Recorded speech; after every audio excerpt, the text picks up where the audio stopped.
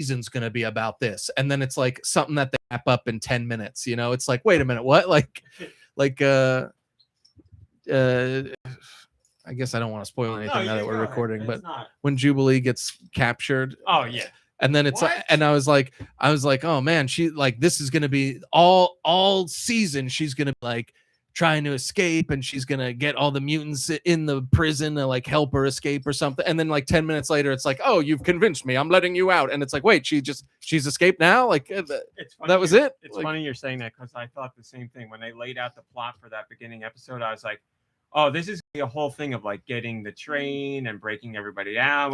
Right. Like, done in that episode. Exactly. They were just like, we're on the train and we're off the train. I wasn't like mad about it. It just surprised me. I was expecting it, maybe not the whole season, but probably like 3 episodes of like, we got to do this. How are we going to do this? We do this. But that was all in that episode. I'm like, I don't want to. A lot of the ground to cover here. I don't want you to think I'm upset about it because it's like it's a cartoon. It's like in the loving sense, it's a cartoon. You know what I mean? Like there's something just so like anything goes pretty much. And we don't need to dwell on these things for, episodes at a time. It's not, yes, it's an overarching story, but it doesn't have to be episodes long arcs. So it kind of just, but yeah, it's definitely fun. Some of it is so ridiculous, but most of it's pretty badass. Is it over?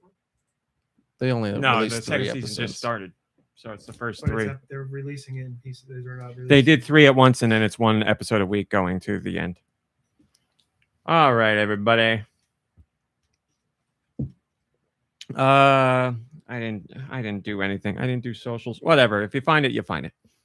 The real fans are here. We'll let the fan decide. 3, 2, 1. Go Nintendo Podcast webisode 1034, the Blastoise podcast. Blastoise, my mom's texting me right now. Blastoise crushes its foe under its heavy body to cause fainting. In a pinch, it will withdraw inside its shell. It's 5 feet tall. It's 188 pounds. Male and female. Category is shellfish. And abilities include Torrent, powers up water-type moves when Pokemon's HP is low. I cannot believe the amount of people texting me right now. What's going on? My dad's got Blastoise. Says sometimes it's so bad he can't even sit down. Nicky Hill is here. Nice. How you doing, Nicky Hill? Hi, I'm good. Hopefully I don't destroy the computer this time. Well, I put it through another round of tests this week just to be safe. Gotcha. Oh, you got me for real. Just to double check. But last week we recorded a show and it was fine. But yes, Nicky Hill and Deux Michaels is here again. Woo-hoo. Deux, how are you doing? Very well. Very nervous. As we, I'm fine. As You look great. Sweet of you to say. As some people know, yes, 2 weeks ago we went to record an episode of the podcast and it crashed. And someone has a question about that now lost episode later in today's podcast. And I promise I will give you an answer to that question. But I had to rejigger the laptop and I checked a whole bunch of things. And we recorded an episode last week and all went well. But again, I tested again this week leading up to the show and everything went fine. So we'll see what happens. Let me just send out this message. Go, what is this? 1034? Nintendo Podcast. Go Nintendo Podcast. 1034 is recording right now. By the way, Come join. I've been using my Sonic Speed soap, and there is a weird Grit that gets in your pee hole? It's very light grit. I avoided that today. It's very light grit. Okay. It is light Dr. grit. Squatch has something. They have something to say about Sonic. He's not no good. Not gritty. You know, he's hit the gritty. Bit of a wiener. There's no grit to because this he's not gritty. I mean, Shadow, I guess, would be the grittier. Sonic is not a real man. Oh, you know, he's a hedgehog. Soft skin, or fur, perhaps. But do they only have Sonic? They don't have Tails or Shadow or my understanding is it is just Sonic stuff. Sonic, yeah, that's all that I saw. That's all that's in the press release.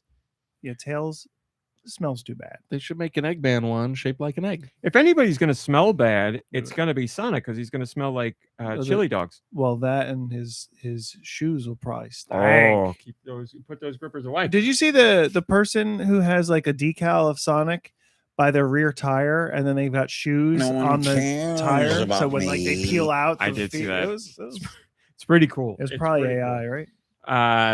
We were just talking about AI before you got here. No. And we're going to talk about AI on the podcast today. But we love it now. Yes, we've done a full 180. We love AI. Oh, yeah, Speaking of AI, Josh Grobot is here. Josh, how are you doing, my friend? I'm here to grace you with my presence. Anything to say on AI? Boring. That's right, Josh. AI is boring. You're a real boy, right?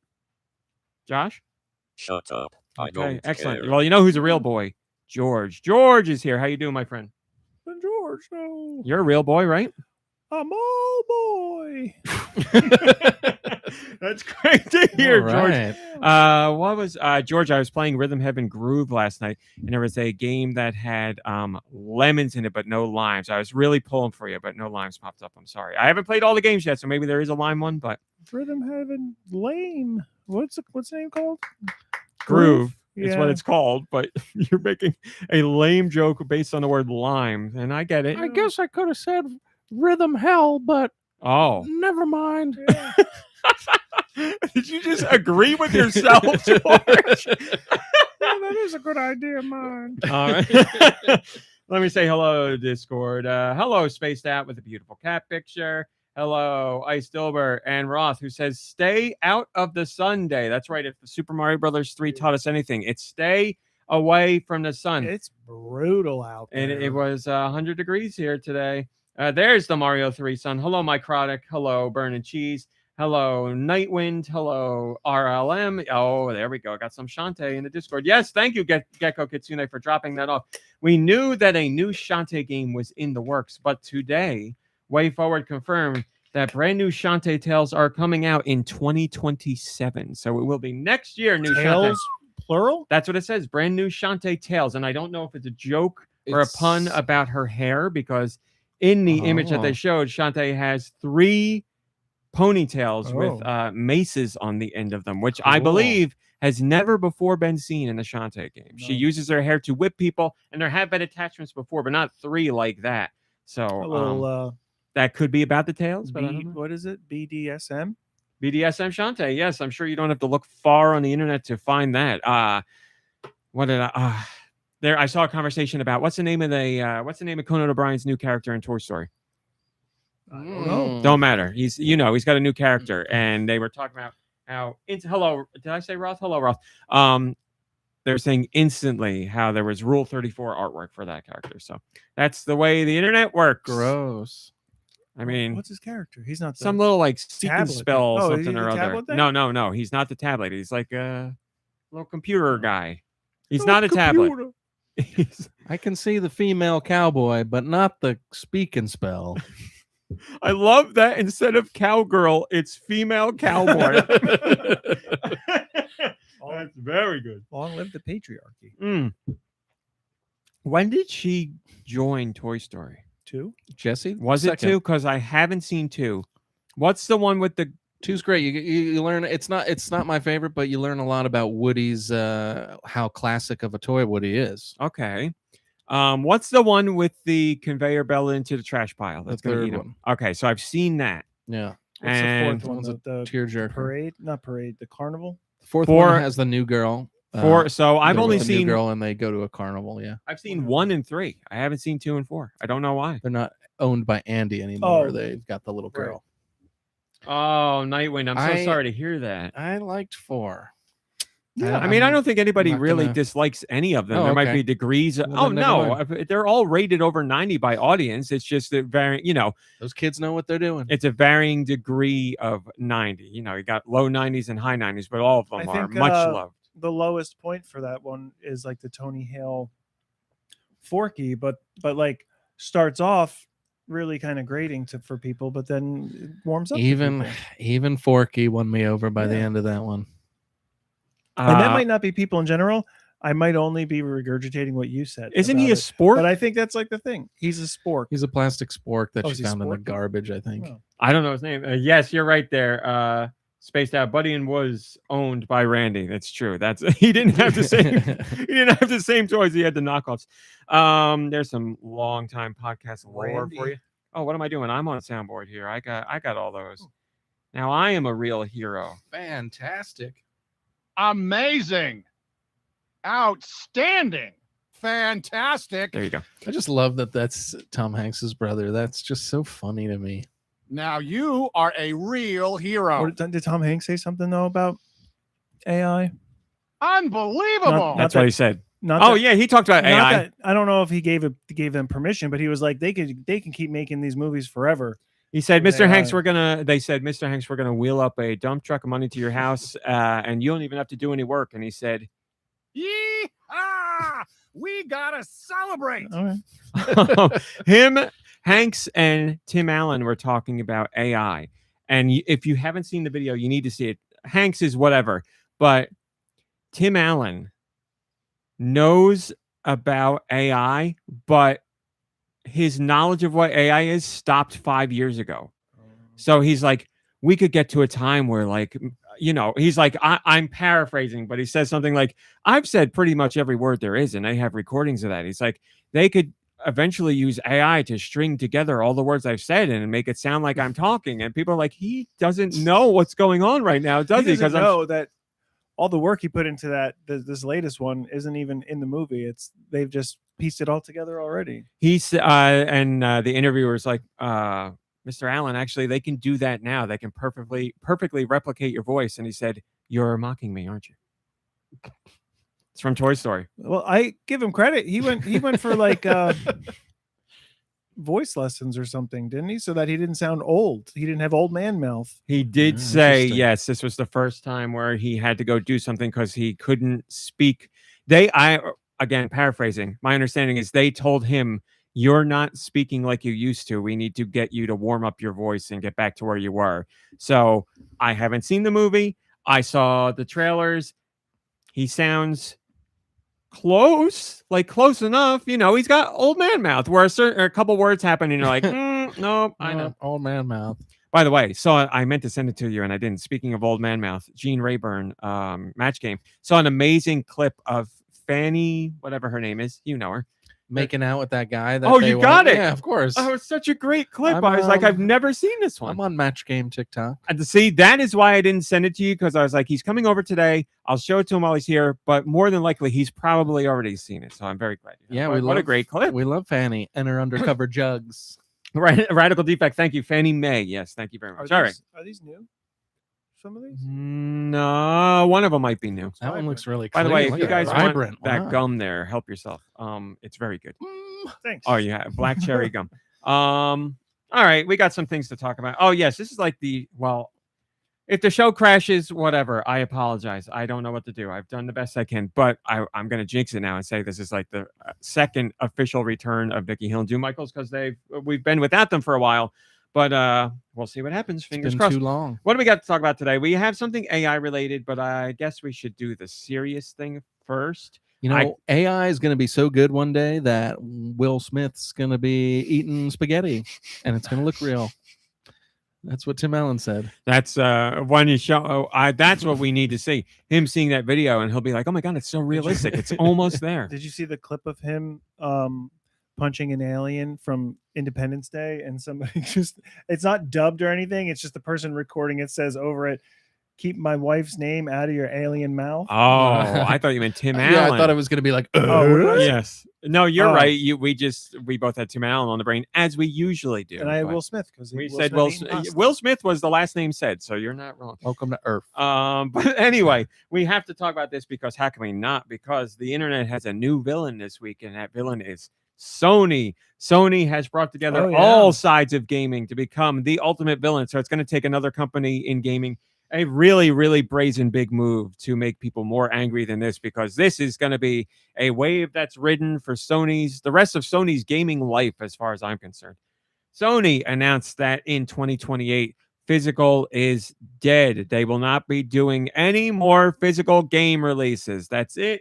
It's over. It's done. They put the message out there, and then I know they went 24 hours radio silence on all their socials after that, because they did not want to engage, because they know the next thing that they post, that's all the comments are going to be about that. And just by not posting more, they're making it worse for themselves. I don't know if they posted today, but they dropped that bomb and they're like, "See you later, everybody." So of course, the internet had at them with Yeah. ruthless measure. I saw an edit which was like, there was some like, I guess, pompous Sony advertisement that was like, this is how you share games on a PlayStation. And it Yes. was like the two CEOs like passing a physical game back and Yes. forth. Sony It's could just, not like, put cut that to- video out fast enough when Microsoft had their thing that they eventually backpedal on. When they put out that video about Xbox saying like how you would share games and all that. This was years ago. But Sony, like, I'm going to say less than a day, because they loved it. People They put probably that thought it video was out. so funny. Yeah. They probably Well, they thought won that a ton of internet points How because long that's ago a was that though? 2010 or something. Oh, I think okay. it was like a long yes, time ago. it was a very long time ago. But it's It's safe to say those people who had those beliefs are probably dead Dead. now. Sony had him That's- killed. They, How you doing down there, fellas? But you know, like Nintendo fans have all the Reggie moments they remember, and Sony fans have some moments they remember like that. It was because, you know, Sony being petty and mean, and that really stuck out in fans' memories. So of course it has come back to bite them, because now they are saying they're ending physical. So many experts, including Matty Piss, have said they really don't see Sony changing their mind on this, because this has been in the works for a very long time. It's not like they just started doing this discussion in 2026. It's been happening for a very, very long time.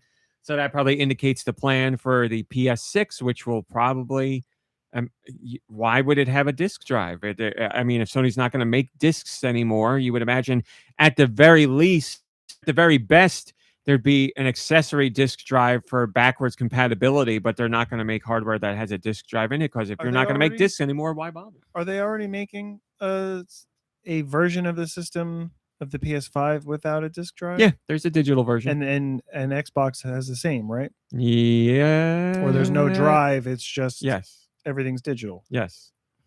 And I wonder what the numbers are and how they're doing compared to the hard copy ones, and that maybe that's part of the reason where they're like, you know what, let's just go Those sell. one direction and not spend extra money on the hardware of Those are reader, you know? much lower than the other versions. The thing is, that was a disc being read. they see that That was the Michael Winslow. I don't want to be quoted officially, but numbers that I've seen floated around are 85% plus of game sales on PlayStation are digital already. So Sony doesn't see that ever getting better. As far as they're concerned, there's never going to be a time where that will reverse, at least in the 85%. So the majority of seeable future. games, overwhelming majority, yes. are digital already. No, I want to make sure I clarify this. 85% of the games that are sold, and by that I mean what customers are buying, are digital. I'm trying to say this in a way you'll understand, because I know you're so confused. Who else is going to be? All right, running it? 100% of games sold on PlayStation. Yes. 85% of those are digital sales. Right. Okay. Because what you said was different, and What I did want I to say? clarify. That's what I was getting at. Say it again for me. I don't remember. Say it now for the first time. An overwhelming majority of the games that are being sold are digital. Yes, For PlayStation. Like so it's a safe bet that they're like. I just people want to don't- clarify that, like, when we're saying that, those games are also available physically. Oh yeah, Okay, no, that's all right. no. People are buying them. There we digitally. go. Okay. All right. Just making sure we're on the same page. Yep. So 85%. based on their numbers, yeah, I guess it makes sense to them to be like, you know what, we're not going to spend the money to print actual discs. We're not going to spend the money to put a disc reader in a system when the majority of our gamers are already only buying things digitally. That other 15%, F them, I mean, because we don't want them. that's pretty much Or- it. Yes. I mean, That 15% is a small enough number where we can it's just that expect 15%. that they'll fall in line and start buying digital, because that's the only way to buy the 2 games that we put out for an entire life of a system. Well, you have to look at it like that. Sony's going to be like, okay, so 15% of sales are physical. What's the percentage of those people who are going to refuse going digital? What's the real percentage of people who are going to be like, F you, Sony, I'm not buying your hardware because it doesn't have a disk drive? I mean, I'm going to say 1% 1% is generous in that. I really don't think it people would will be 1%. vocal and complain, Yeah, and but then buy it, and then yeah. buy it anyway because they want it. And Sony apparently spends roughly $6.50 on every physical product that's made. So Wow. They'll be saving a considerable amount of money by doing this. And I want to stress this very clearly. I am not saying I am for this move. I want there to be physical forever. I completely understand the backlash and the disappointment and people being upset and angry. I get it. I also can recognize that Sony is like 85% of our sales are digital. What in the world could ever happen that people would swing back in the other direction where that physical would become the main version of sales again? Sony would have to take their hardware offline and only release physical games for it to swing back that far in that other direction. I don't, crazy things have happened, like vinyl became number one again. So nobody foresaw that happening, and it happened. So is there a world where it could happen? Sure. But Sony's hedging a bet on saying that people are not going to do that and the market is not going to make that happen. So I don't know. But yes, now a lot of people are like, well, this sucks for me because I buy games secondhand and I don't buy games right when they come out, and I can get games, much cheaper. And obviously Sony doesn't like that either. And if you are the only game in town running the only digital market where people can get your games, then yeah, you're not going to have cheaper. You're going to have a sale whenever you decide there should be a sale. But little Johnny's not going to be able to go to the store and buy a used copy of Call of Duty 17 for $40 when everybody else is paying $120 because that's what it is digitally. So they probably don't want that. Is that what you just said? They want all the game makers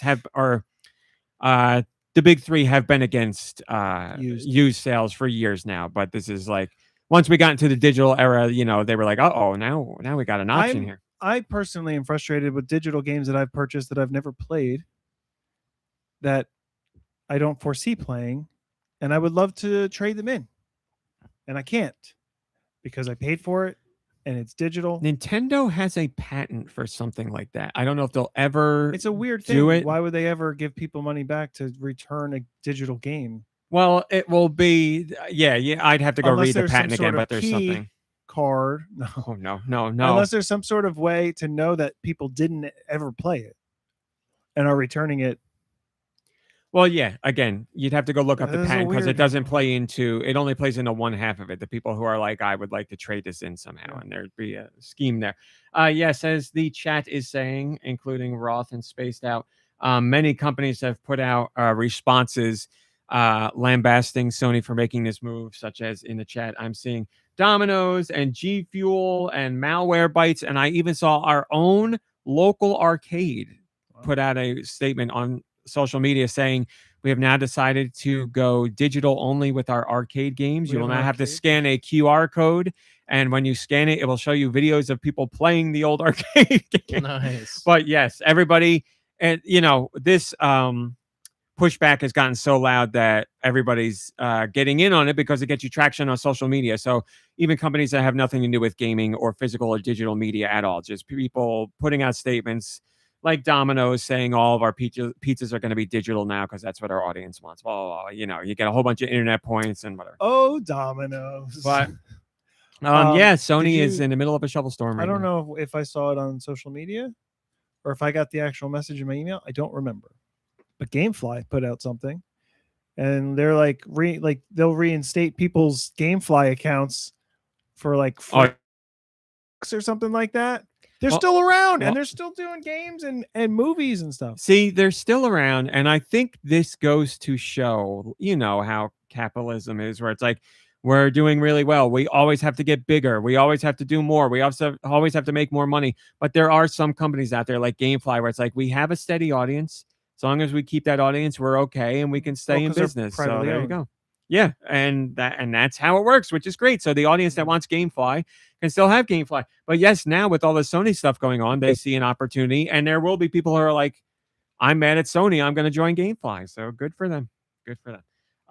But yes, this is not going to die down anytime soon. I guarantee next time Sony does any sort of presentation, go look at the chat, because all that's going to be in the chat is people complaining about this. And every game that's announced are going to be people asking if it's going to be physical. And so I don't know. The only thing that will turn this around is time, and I don't think time's going to heal this wound, at least not in our lifetimes, because there's going to be people who are very, very, very angry and will only ever talk about this going forward. And again, I'm not saying anything's wrong with that. I like the option of physical games.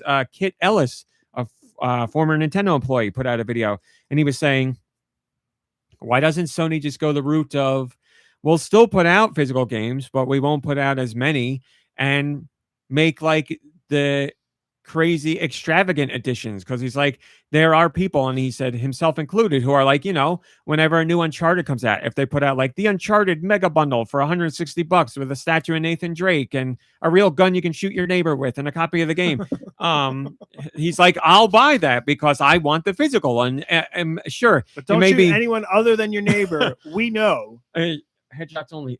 While it may be more expensive than you would like, at least the physical option is there, and people can certainly complain about that, but the physical option would still be there. So yeah, like hey, Max, they're good to see you. Instead of it being licensed out to limited run or what is it, retro game? I Am 8-Bit does them. Yeah, Sony could do exactly that. Like, yes, here's the digital version.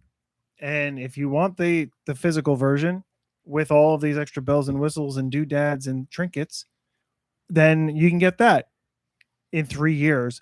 Well, yeah. They could send you a digital code. Or they could plan ahead and like have things developed, but they could also just sell physical in a more, what is it? Niche, not niche, but like a like not a bespoke model, but like on an as needed. I agree. As people order it, then you print it. I agree with that. But then you have to make a system that has a disk drive in it. Oh, he's right. And you could put out that could be an additional accessory. What if you buy the physical copy, but the physical never actually gets played anywhere? With the physical packaging and the actual disc, you get a code to download it. Yeah, but then no wear and tear on the disc. But then you would be like, I have no idea. Yeah, because you need somewhere to whatever. Yes, it's a joke. I get it, but like also not entirely a joke. Moving on, limited run games or does it as well. They could certainly work with those companies, and it would be disappointing to see, like, you can't go to your local Walmart or Target or Best Buy to buy physical games anymore. But at least if the option was there through these boutique retailers and they do a pressing of 100,000 copies or 200,000 copies, yes, that would suck that it wouldn't be as widespread, but at least for those who want it, the 15%, they could go and get it. And say limited run does 200,000 copies of some physical game and they sell out, then they're like, okay, now we know. We can print another run and it'll take a while, but rather than having too much stock that nobody buys, you find your limit or what you should work in. And that wouldn't be a lot of money for Sony compared to everything else that they're doing. It would be a drop in the bucket rather than going cold turkey, nothing. I think there's something in there, but the point was made. You would need to have some sort of accessory to actually read the disc. Well, I don't know what it would need. Like the hardware, I feel like would still be very much the same. Thank you. I don't know the tech side of it. How much? Hey, Matt, the Game Freak. How much goes into that? If it's just like a reader, or if it's like a whole other. Well, yes, and then you get into people who would be like, "I want the game to actually be read off the disc. I don't want the game to be a key card where you just unlock access to the game." So that, but then you're getting into the weeds even more, because there are people who be like, at least I have a physical copy and I can gain access to the game. I'm okay with that. But then a smaller subset would be like, I want the actual game on here so that if I don't have the internet or whatever, I can put the game in and it plays and it's actually there. So. But then, like, even the games that we have now, how many of them can you actually just put in the system and play right away without going online and downloading all of this extra stuff before you can even start? Yeah. So Sony has they've had peripherals, disk drive peripherals in the past, like, Xbox, whatever, had their HD video peripheral, didn't they? They did. But I'm just saying, like, it's something that they could add if they wanted to do it. I think. Yes. An option. It's just there are, I think I'm not in the meetings at Sony, but I imagine at this point they're like, based on the numbers, based on our results, based on the money we're making here versus there, now would be the time to just cut the cord completely. I mean, like, this is the time to get out. It was brilliant because the people are already pissed about the pricing, and just come out and be like, you know what, get mad at us, and then by the time this all blows over, we'll be ready to hate on Nintendo again. I also like that they did it only a few days after Rockstar was like, Grand Theft Auto, no physical copies. And people are like, what's all this? And then Sony's like, oh, by the way, no physical copies for us either. Just we mean at all. Oh, so Rockstar did say that. I didn't realize. There will not be physical copies of Grand Theft Auto 6. You can go buy a box, but it has a code. And when there were rumors going around of saying that there would be a physical release later, Rockstar came out and said, no, we are not doing a physical release later. So, they could walk it back later down the road. But for them to come out right away and be like, nope, that's because they don't want people to be like, I'm just going to wait for the physical copy. Right. Rockstar's like, well, you're going to be waiting forever because it's not happening. So, well, they're pretty hard up for cash, that Rockstar, I'm sure. So Grand Theft Auto is only still hanging out in the top 10 after all. And they still are only making $1 million a day off of GTA Online. So whatever. I don't have a dog in the fight because I do have a dog in the fight in the sense that I want people to be able to buy physical stuff because people want it and I think they should have it. I don't personally have a dog in the fight because I don't buy physical very often unless it's something that's really, really, really important to me. But even then, I would like to buy, say Deltarune comes out in a physical copy, but there's no actual physical game, but it has like little trinkets and other stuff in there. Like I would still buy that just because I like to have a physical representation of it. So I can't pretend like I'm personally mad about this, but I can be honest and say I am upset by it because there are so many people and ways and methods that people enjoy games now, ways that people enjoy games now. And a lot of them have nothing to do with digital, and it sucks. So I understand the distaste. I'm not saying Sony should receive death threats or any of that craziness, but I understand why people are angry. And I don't know what Sony does to turn the tide on this. They're going to have to... What's a really, really, really popular Sony franchise that hasn't seen an entry in a long time that would make everybody forget this happened? Jumping Flash. I mean... The Last of Us? In some world out there, that's true. It's not this world. No... Because The Last of Us went woke, so that doesn't count anymore. Uncharted is pretty safe. It's very popular, but it's not. What's that robot thing that everybody loved? Astrobot? Game of the Year? Yeah. No, that's everybody loved, but it sold like 2 million copies. What are you asking? Something that is big enough for Sony to announce for people to forget that they're not going to do physical anymore or not care about it anymore. They don't have anything. Parappa the Rapper. Crash Bandicoot. Buy back Crash Bandicoot. I don't think Activision's going to give that one up. What about Sackboy? What's this called? Hey, RLM Sackboy. Yeah. You're right. Yeah. Again, these are not. Yeah. What Sony's biggest franchise has to be? Ghost of Tsushima. No. I guess it's got to be The Last of Us or Uncharted. I can't think of anyone bigger than that. What's bigger than that? Help me out, Chad. Are you thinking anything? I really can't think of anything. What if they put out a new God of War? Is that bigger? Probably. It's a good question. Definitely more violent. God of War, but they're already Colossus. They're already doing a God of War. They're doing, and it went woke. So forget it. That one went woke too. Yeah. By the way, when I say it went woke, every time I say it, I'm talking about the stupid side of people. I'm not saying that I don't believe that. I don't think when a game puts a female in the lead that it's gone woke. If anything, it made me more interested in playing the most recent game because I haven't played it yet. More like God of Hey, Video Game Guru. War. There you go. That could be the answer. That's it. Spider-Man, says Video Game Guru. That is very true. Very true. That's a good one. I still haven't played the second one. And they got Wolverine coming out. But anyway, yes, we'll see what happens. Sony? Yes. Insomniac. Wolverine? Oh. Insomniac is Sony only. Oh, what about that game? What about Wolverine? No. The other Insomniac game, was it? Was it Insomniac? Oh, Who made that game with the Prototype. Not Prototype. Boy. What's it called? Infamous? Infamous. Thank you, Spaced Out. Infamous. But that's really not super popular. That was very good. Extremely popular. Not super popular. Would never say that.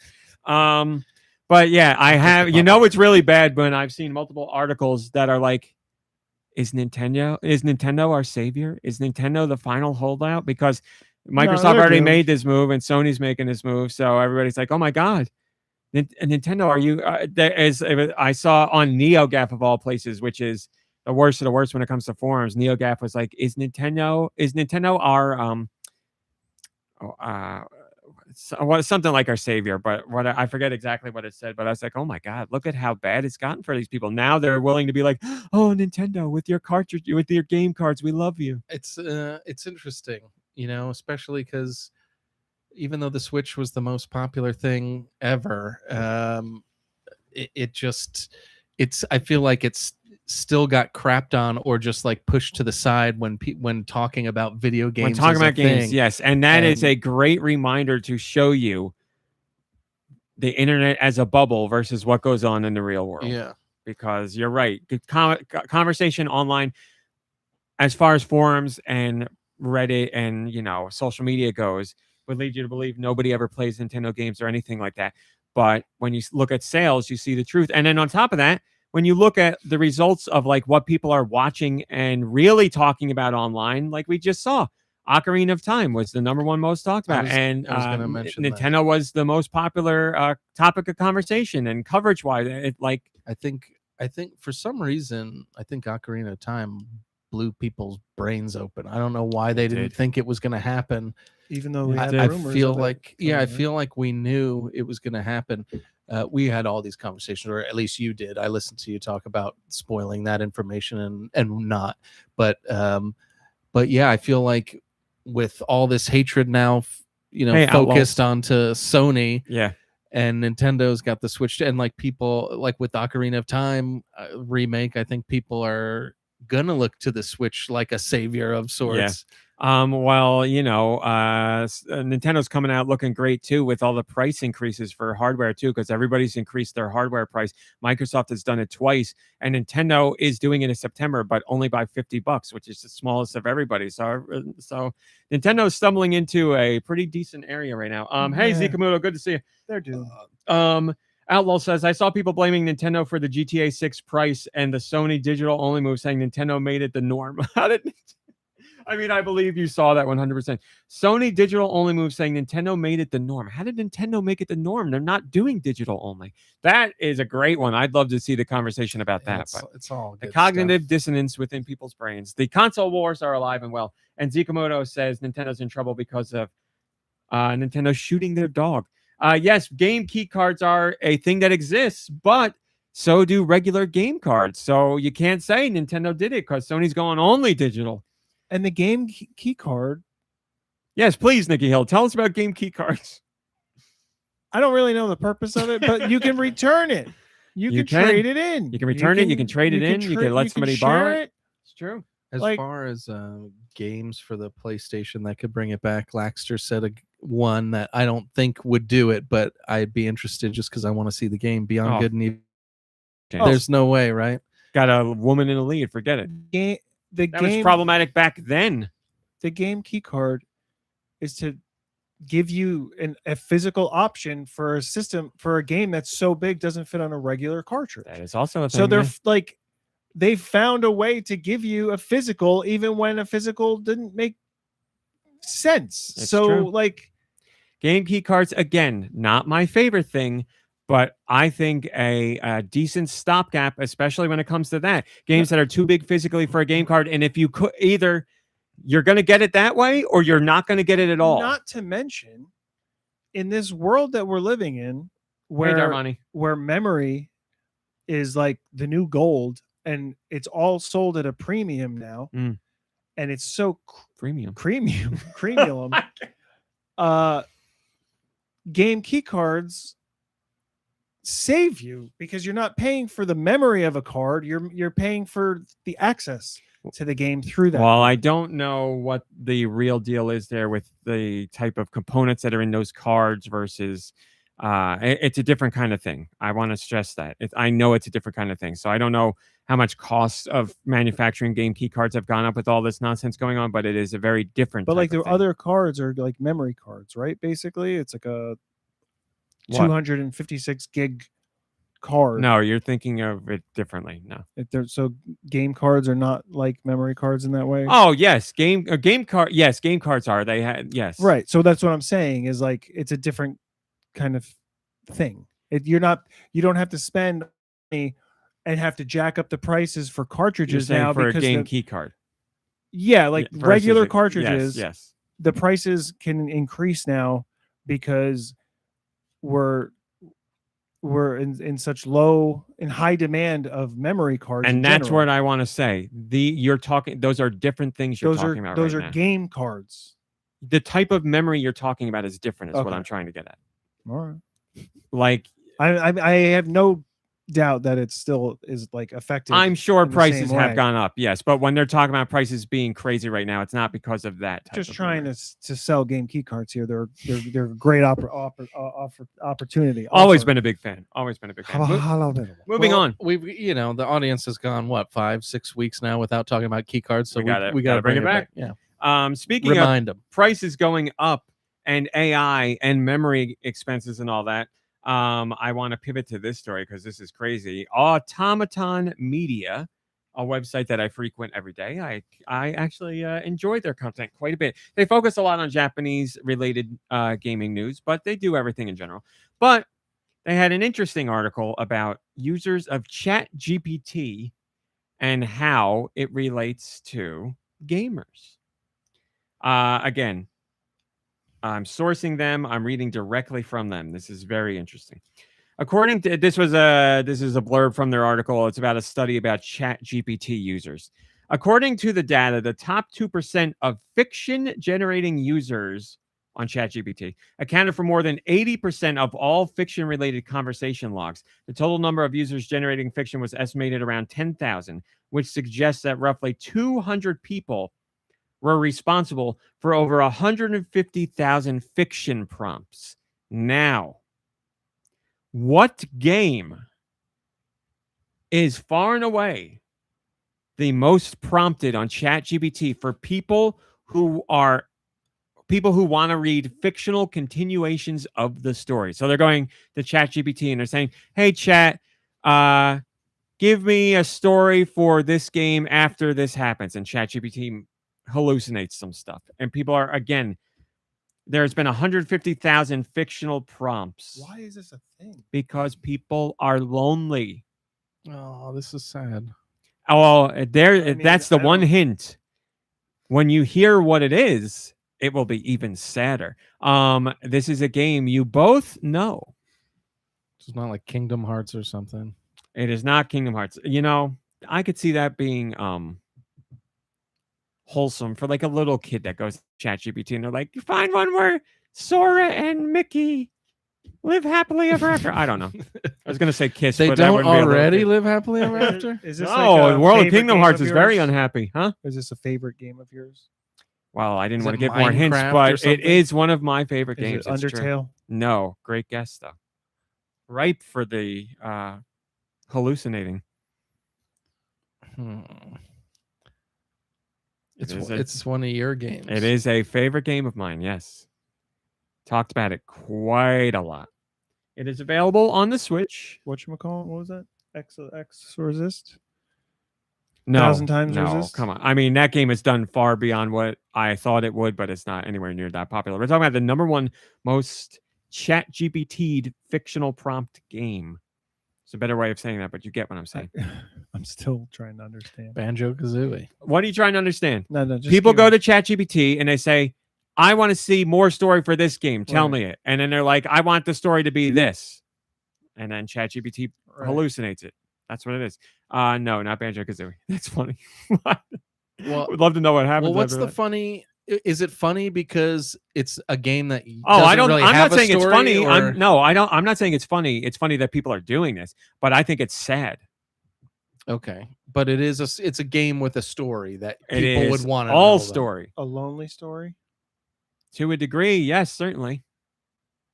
It's available on Switch. I played it on PC before it came to Switch. It's available on everything. Most recently got released on phones and then yanked because the content was deemed inappropriate, according to Apple. Dispatch. Even though they approved it. No, it's funny. Grim Fandango. When you guys don't want to guess, just say so, and I'll. Well, give it when to you said lonely, yes, the first thing that came to mind was Ori and the like those games. it is story centric, 100% story related. There's very, very, very little in Nintendo. Just on the Switch. Oh no, it was on PC, so not Nintendo. Sorry. Like how you had a realization I'm about piecing it everything. together. All right, let's try this for hints. Name things, just things in general I like. Anime. Yes, that's a great answer, Deux. UFO 50. I don't understand that at all. Like, love the story in that game. A Okay. game that's almost universally gameplay. And So you go for like that. an animated game that was on PC that's now on the Switch. All of this is correct. So correct. With a that's all story. All story based. Fragile Dreams. No, but I guess that checks all of. I mean, Oh, it's not on the Switch. That's true. That checks boxes as far It's as very story, lonely. although that has much more gameplay. Very lonely. This is like text boxes, anime pictures. Huh. The towel gets thrown in whenever you want. I want to stress this is not me Doki torturing you. Doki Literature Club. That is the correct answer. Wow, I never Yes. finished it. I would love Doki to know Doki the story. Literature Club, responsible for over 150,000 fictional prompts on ChatGPT. So we are ruining drinking water and melting down towns so that people can continue the story of Doki Doki Literature Club. It is sad, I guess. It's sad, but it gets worse.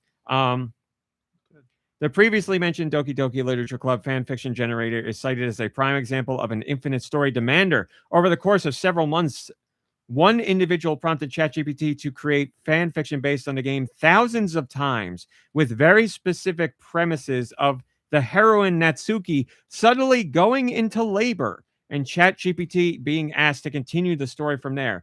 In response, ChatGPT produced a wide range of endings, such as an ending where emergency responders arrive in time and both mother and baby survive. While the study dubs this user an extreme outlier, they note that many heavy fiction users displayed similar tendencies. So That's all of not them are out even- there. Hey, Marsborough, good to see you. That's not even how the story would end if she did get pregnant and have a baby. It would be way sadder than that. Well, again, that was one example of the thousands of stories they've had generated. Why don't I? What? I was just gonna say, why don't they write their own fan fiction for fun? But that's not the point. That's is it? not They the wanna point. they Although wanna read I all wouldn't- the possibilities. I wouldn't or- be surprised if they were giving the prompts to fashion the fan fiction to then sell it. Taking a drink of water. That could very well be true. Yes. And to get there, they need to like change the And it wouldn't be prompts like- and like, okay, this is good. Now do this. It wouldn't be like Right. selling like physically published, but like if you're No, like say you have ebooks. a Tumblr or ebook, yes, but that could get shut down. If you have a Tumblr Right. and you're writing Doki Doki Literature Club fan fiction, you can be like, hey guys, I work really hard on these. Send me a tip. Join my Patreon. You can make Buy money me a that way. I mean, Coffee. look, I Yeah, exactly. think there's a lot of people who are using Yes. AI in that way and making a boatload of money. So, Colonel, please this week draw a picture of me pregnant and these two gentlemen at the table to helping me give Go birth. back to That's that what I want. game because it's Well, become I'm relevant sorry to be a again. spoiler, but no pregnancies in that game. So you're going to have to Wow. look that up on ChatGPT for Pregnant yourself. turtle. Radical Defect says you can go on AO3 and read fan fiction by humans for free. It's true. AO3, very popular platform. If you don't know what AO3 is and you're not aware of the world of fan fiction, I've now introduced you to it thanks to Radical Defect, and go down that rabbit hole, which you will never from. But there you go. It's a wonderful world of AI. That's what we're doing with it. And that's why people are drinking water is brown and towns are filled with smog. And we're being told to put our air conditioners at 78 degrees when we're awake and 82 when we're asleep. All that good stuff. Well, you know, that's been a situation for a while because we need to upgrade our electrical grid. But you Thought get we're what I'm supposed saying. to have so much power. We don't have enough power. We don't have enough money unless it's for You guys, AI. Then we have it all. you know, you act like we don't have power. Just wait till you see this fireworks show tomorrow. That is going to happen. Did you hear about it? 'Cause let me tell you. It's going to be 40 minutes long, and it's got 800. I believe it was 850,000 pounds minute firework display. I don't know how many pounds, but normally 10 minutes. We're the hottest country in the world. We will be when we explode. All right, let's go. Oh, this is me. Oh no, Patreon. What am I doing? Dude, did you know the truck fire? There was a truck fire on the highway, and it was full of fireworks. I did see that. And so, like, it was like, pew, pew, pew, like on the. That's on like the out of a That movie. was a Crazy. sound effect. Holy! Somebody clip that. Michaels, did you know you could join the GoNintendo Patreon For $1. for $1? People have. I thank you for giving me your $1 versus giving ChatGPT your $1. Spending tokens to. I'll listen. You want fan fiction? Email me. I'll write you something. Yeah. Patreon. Everything is going to have pregnancy in it. And, yes, I it'll should have be- said that. It's all about pregnancy. And for every level of spice that you want added to it, it's an extra $1. Mm-hmm. Feeling hot. What do We've I read? got- What did I? A trained hentai correspondent. Oh, that's right. That I'm can, sorry. Be I'll worth that write extra the $1. fiction. You can draw the artwork. What did I write And about I'll this week? correspond it. I wrote about being open to new experiences because that's a big part of my life. But I've been writing about how people are, at least my TikTok For You page algorithm has been showing me people who are talking about how they finally have decided to try blank and how they're embarrassed that they went so long poo-pooing it or ignoring it or saying they'd never do it. So anime, games, certain shows in particular, all that stuff. My algorithm is riding high, and I'm really happy to see it because that takes a level of honesty and what's the word I'm looking for? Vulnerability to go out there and say, like, listen, I was a hater of this stuff for no reason, and then eventually, I got a bug up my ass, and I decided to try it, and now I'm embarrassed that I tried it and I loved it, and I was a hater for so long for no reason. So I give people credit for going out there and doing it. But like I said, seen it with. There's been a lot of game stuff lately and a decent amount of anime stuff, which has been great to see. I like people opening up, expanding their horizons and trying new things. So I wrote about that. I also wrote about Deltarune's creepy aspect because last week I was so... when I talked about Deltarune, I was so high on Deltarune that I couldn't even form a normal conversation or a discussion and share my thoughts like I usually do. So I have more to talk about this week in this podcast, and I'll try and do a better job. I want to write about it all the time, but I kept it to just one post this week about Deltarune being creepy because there are games that are scary. Like PT is certainly a scary game, and I'm blanking on every other scary game in the world. Nightmare Creatures. Yes, thank you. Freddy, Five Nights at Freddy's. I've never played it, but that's scary. And Silent Hill, and there you go. Outlast. All the Outlast. Yes. Manhunt. All the scary games. And while I can recognize they are scary, they don't make me scared. Luigi's Mansion. Very scary. My cousin's fiance just last week said she is deathly afraid of scary games and movies and does not engage with any of them. But she was dabbling with the idea of trying Luigi's Mansion because she thinks that's the level of scary she'll be able to handle. And I was like, you should be. That's a good place to start, I guess. Yeah, that's fun. So we'll see how she manages. But I was writing about how Deltarune, like Undertale as well, has an aspect to it where you feel like you're always being watched in a sense that the game is watching what you're doing. Now, in Deltarune, supposedly it doesn't matter for the story as there is only one ending, but I still play a passive route. But the game still knows what you're doing and will do things based on that. And there are always the thing with Deltarune is you never know when you're going to stumble upon, especially if you're looking for secrets, when you're going to stumble upon something weird, something uncomfortable, something creepy. And like I put an example in this post, throughout all 5 chapters of Deltarune, there's a character that is referred to as Friend. That is just the fan name for the character.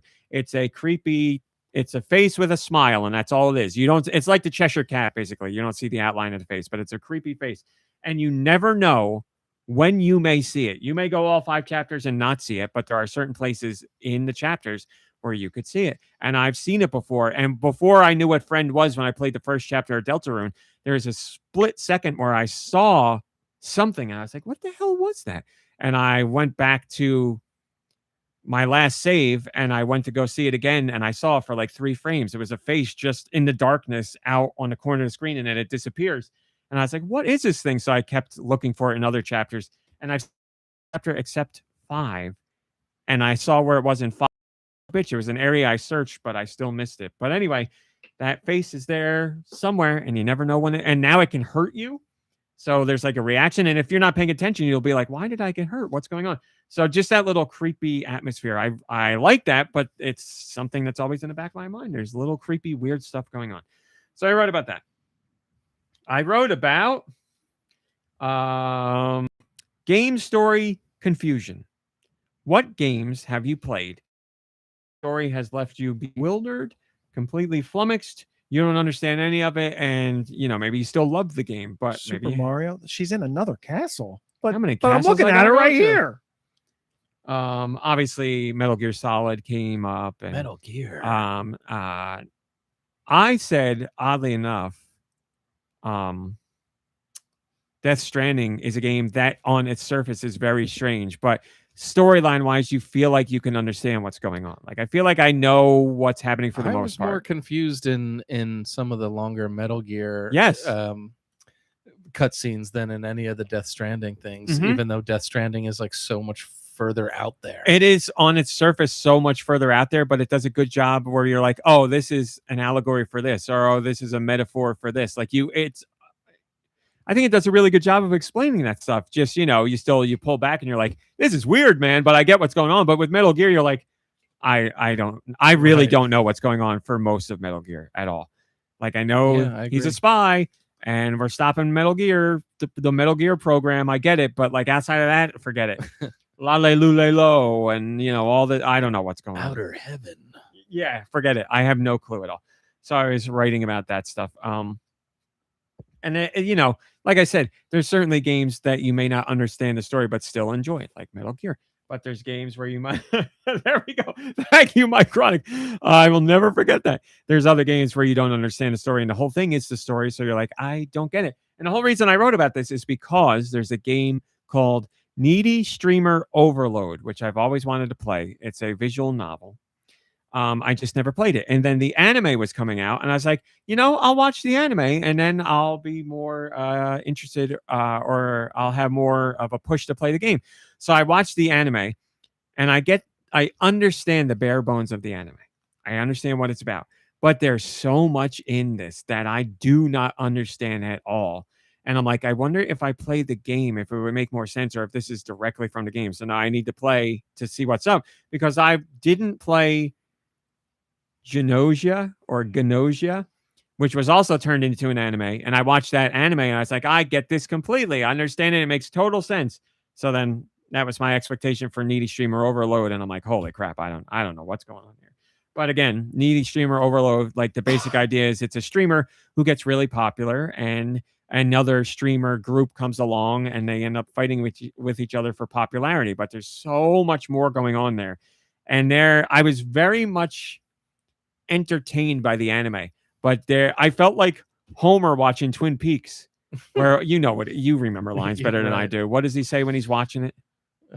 He's watching the deer dance with the. He's just like this. He's like, this show is incredible. I have no idea what's going on, or something like that. That's how I feel when I'm watching Needy Streamer Overload. I really did like it and enjoyed it, but most of the time, or a good amount of the time, I was like, I don't know what they're getting at here. I'm too dense, but I'm going to play it. Thank you. There's the game. The game's also available on Switch if you want to play it there.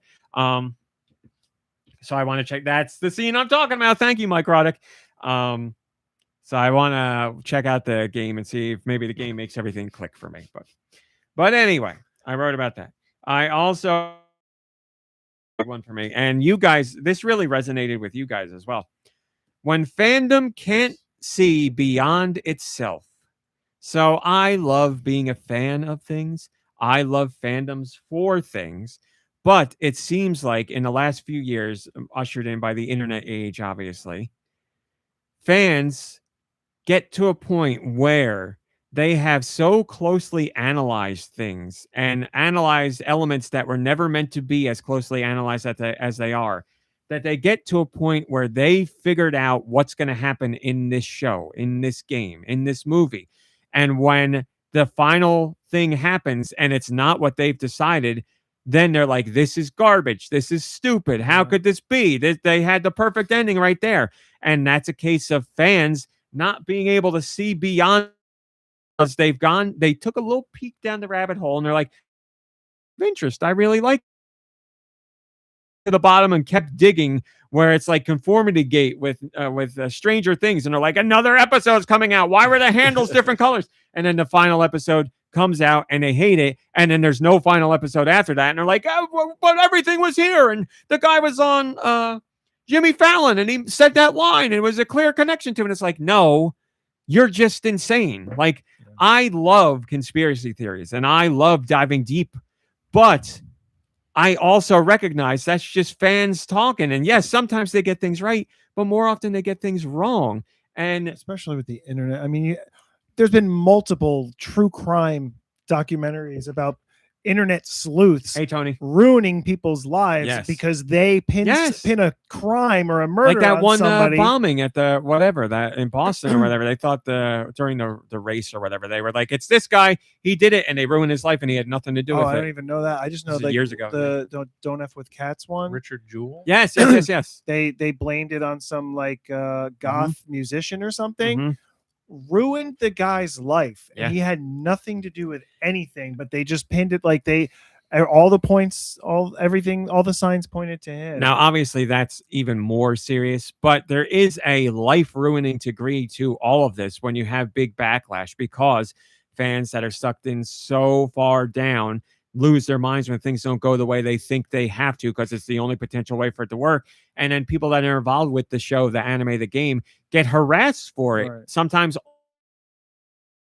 life, and that's horrible. Like the creator of The Amazing Digital Circus. The finale came out. Now this really happens when you get content, I don't want to say entertainment, that comes out with large gaps in between. So like The Amazing Digital Circus, it was episodes every, I don't know, 3 or 4 or 5 or 6 months. So people have a very long amount of time. So they just drill down fill that time by making up by talking to ChatGPT and getting their fan fiction. So then the finale came out, and there were fans who had decided this is exactly how it's going to go because of this, that, the other thing. That is not what happened. And they're like, this is the biggest piece of garbage I've ever seen in my life. How could they? It's like they didn't know what they were writing when they wrote it. And it's like, no, it wasn't what they've seen. Exactly. Because it was relatively based in like a realistic concept. We won't talk about it. And I want to stress, like, I'm not saying there's anything wrong with seeing an ending and not liking it or what, or like wishing things went another way. But because you've decided breadcrumbs and all the fan discussion online that this is the only possible way things can go, you're polluting your mind from seeing what the creator envisioned or other potentials or whatever. So like that happened with that. With Deltarune, it's always going on. I don't really know. I'm not following it very closely, but very similar to Conformity Gate or whatever. This woman on TikTok was like talking about the burrows. Oh no. And, yes. And so she made a TikTok saying, like, breaking down that the burrows is like a cover up for real life. Yeah. And shortly after it, even though the burrows was supposedly greenlit for a second season, they've completely canned the whole thing. And she's like, I think this has to do with me because this decision didn't happen until after I said this. And like, she's breaking it all down. And that's again, I really do love going down those rabbit holes, but for fun. Like, there are certain things I see where I'm like, oh, that could be. And if it happens, that'll be really cool. And if it doesn't, I'm not mad about it. The problem with that, I'm sorry, I'm not going to go deep into this. The problem with getting entertainment like that for fun are the algorithms. Because you've seen a couple of those things, the algorithm is feeding into it and giving you more and more and more and more and more confirmation to the thing that you think you believe. Watch him at double speed. Then the algorithm's like, his attention span isn't that good, so you won't get as many. Did you see really? that? Did you see that Conformity Gate is back? I did see something, but I also saw Millie Bobby Brown and what's his name? Powers. Wow, Powers. David Harbour. They're filming something again, and they're a father and a daughter in it, and it's a secret. And it comes out in November. Secret. Well, is it? What's? Oh my God, Henry. His name? I'm gonna need more. Oh, in the show, yes, Vecna, Vecna. his real name, yeah. Oh, I don't know his name. Jamie something. Henry Vecna. At like a on a panel or something, somebody was like, "What's one of like the craziest things you've heard?" And he's like, "Yeah, you Yes. people are nuts." Yes, I like, saw he him flat talking out about just that, like yeah. somebody came up to me telling me about the conformity gate stuff. You people are crazy. Yeah, there are people, and you know, if they're at a fan event like that, But he was I'm paid not trying to say be that. mean. You're going to have the most fanatical people there. So I'd imagine there are people there who are like, this is real. Conformity Yeah. gate is real. This is happening. He's going to say things at this event where I have to listen. And So then he they end up shooting a basically was just president. like, it's creative and I love the ideas, but Yeah. like y'all need to chill out. Yeah, exactly. Yeah. But yes, I have a big problem with that because then it ends up tainting the whole experience of the thing because then the creator feels like garbage and they're like, I'm not going to be as open about my work going forward because this is what happened. And like they'll be put off of other projects and they don't want to engage with certain sections of the industry because it's a whole big thing. And I just wish people could have the fun of the conspiracies and talk about what ifs and think about potentials, but then keep their mind completely open to what does actually happen and be okay with that. But we're not at that point, and I don't think we will be. We'll never get back to like a normal fandom society anymore. I mean, it used to be like you watched Star Wars in the theater and you didn't see it for like 20 more years, and you were just like, that movie was great, and it was just lived in your mind. Yeah. And now you have everything at your fingertips, and it's all coming out at once, and we're all entitled and pissed off, and like we've got the attention span of a gnat. So that's the only thing with like Deltarune, where there's so much of that talk, but Toby Fox is the type of person that like really, really, really drills down in his game and puts all that like there are layers upon layers upon layers of meaning and things and hints at what's to come. But for him to be that crazy about that stuff and really work in all that stuff, and people still go further than that, I'm like, what do you people want? Yeah, that's one franchise where I haven't done a deep dive, but I haven't seen a lot of like bad fans. I'm sure every thing has bad fans, but like I was gonna say, I think Toby Fox has a pretty good community going. There is a very, very, very, very vocal group of people who love what he does, and the fandom is great. But of course, like any fandom, there are people who are whatever. But usually from those people are out there, and I'm sure they're very vocal and whatever. But it seems like right now, the voice of those people aren't anywhere near as loud as the people that just love everything that's going on and are all about it. But there's something about Undertale and Deltarune where I think people who are gonna be about missing it, like they'll just be like, well, I'm not gonna play it, so it's not a big deal. Whereas like if they don't like God of War has a woman in it, they're like, because exactly. they know they're still gonna probably buy it and play it. Yeah, because that type of person, not all of them, but I would think I'm basing this on nothing, based on what I've seen online. I'm gonna say those kind of people who act like that with God of War are not the same kind of people who are going to play Undertale or Deltarune to begin with. Yeah, so. You just think they wouldn't be the same. Well, they may have played Undertale, but by the time they got to the end of Undertale, they were put in their place, and they had they had some sort of awakening or revelation. Just getting to the end of that. So. There's what happens. Toby Fox. Toby Fox. What happens with Deltarune or Deltarune because it's new.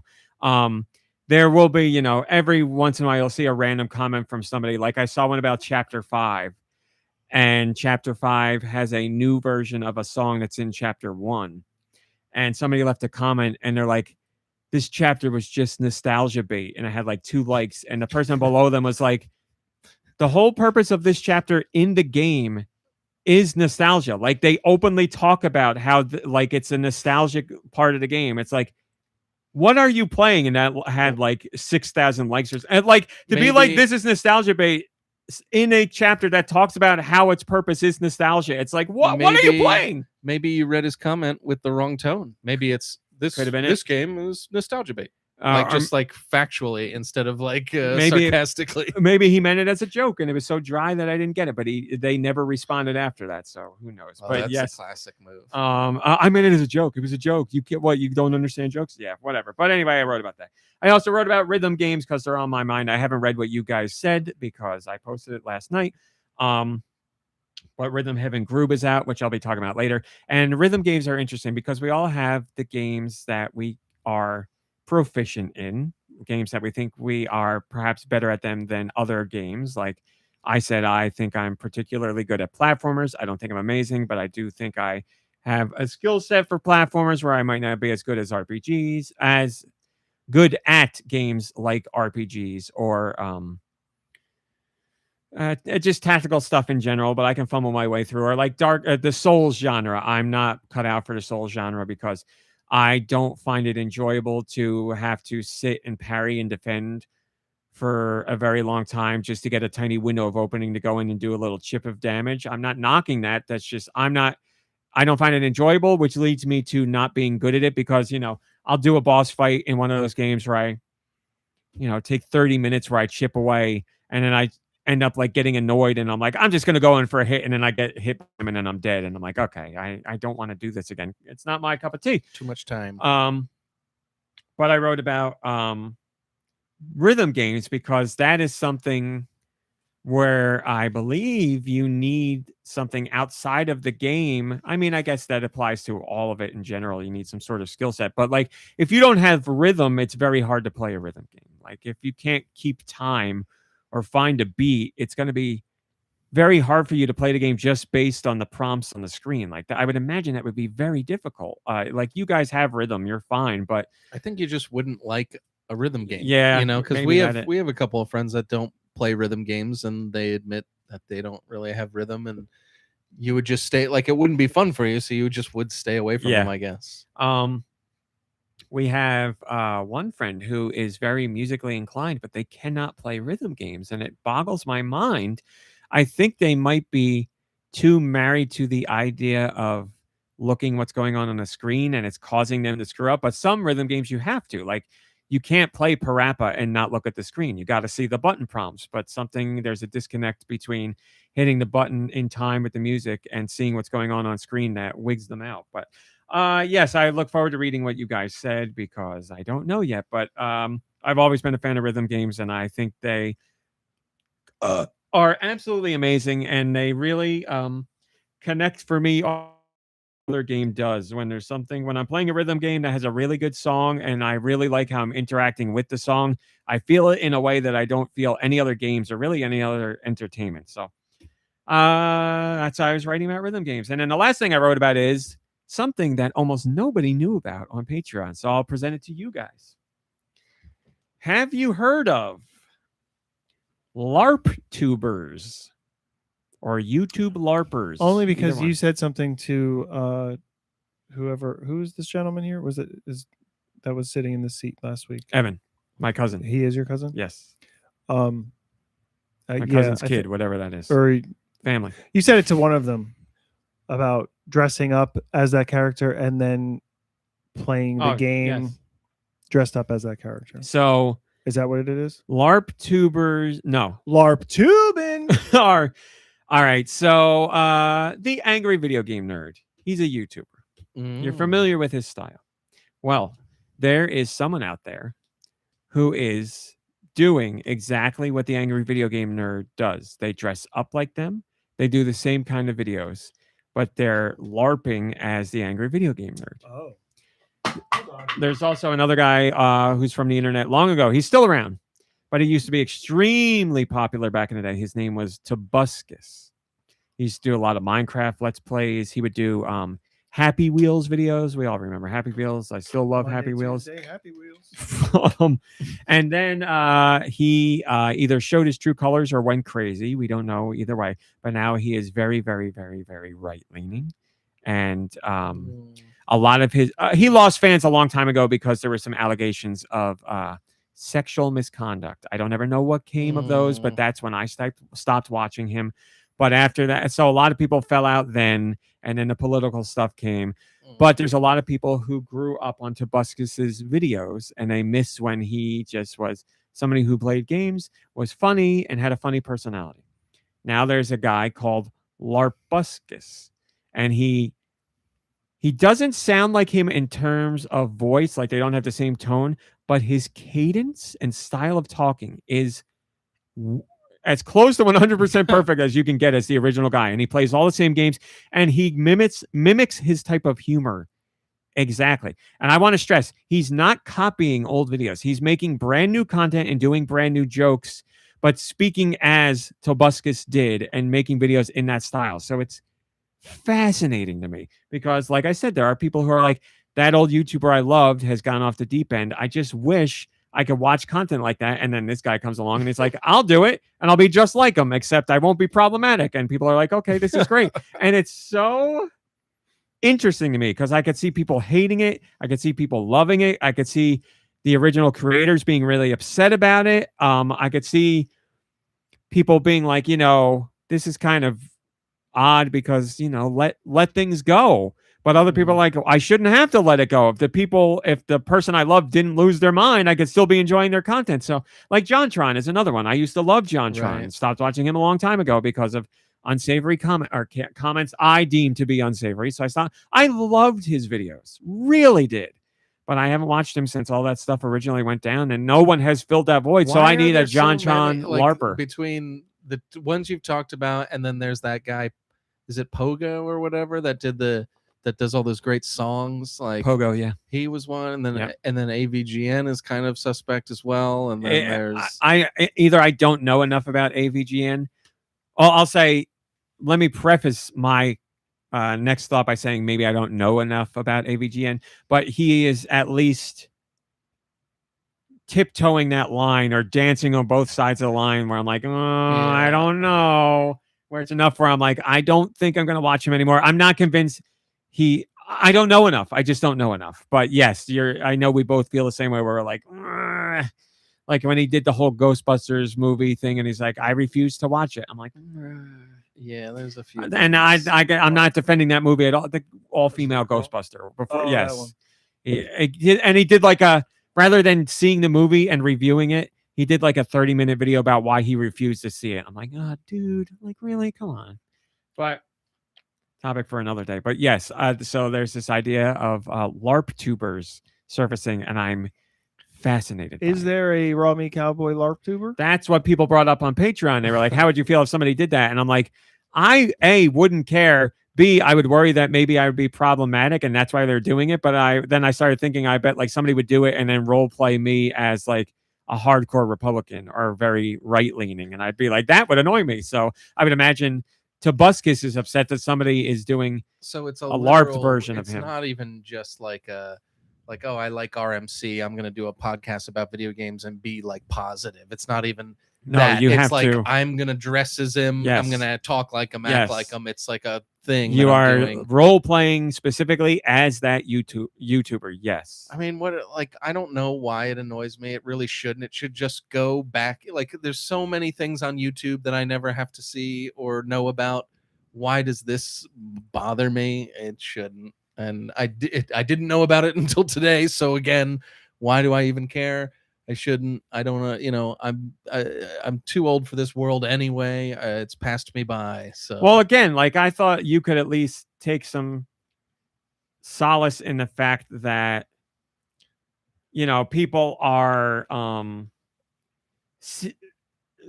people are LARPing this YouTube content because they feel the creators that they used to appreciate and enjoy have fallen on to the dark side of things. And they're like, I don't. That's I guess the thing I do like about it. It's not even that they've fallen off content wise. It's that they're just like not palatable anymore because of who they are as a person. Here, I'm not going to play the audio, but here is you'll see him again.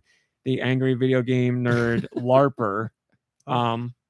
And it says very clearly they're a LARPer, and like they say it's all because of James Rolfe, and like all the role players make it very clear who their inspiration is and link to the original. But it's the exact same thing, except it shouldn't bother me, but for some reason it does. It still does a little bit. It's kind of like, you know what? Why do we have to film everything we do and put it like, are we the main character of everything? Like you're stealing too. A personality, whatever. You know what? Is it stealing? You're not wrong. There's a whole. Is it stealing though, or it's like parody? That's the thing. How much? There's no parody to it though. There's literally no parody to it. It's doing the same thing, looking the same way, dressing the same way, making the same jokes. I want to stress they are not word for word copying, but there's no parody element to it at all.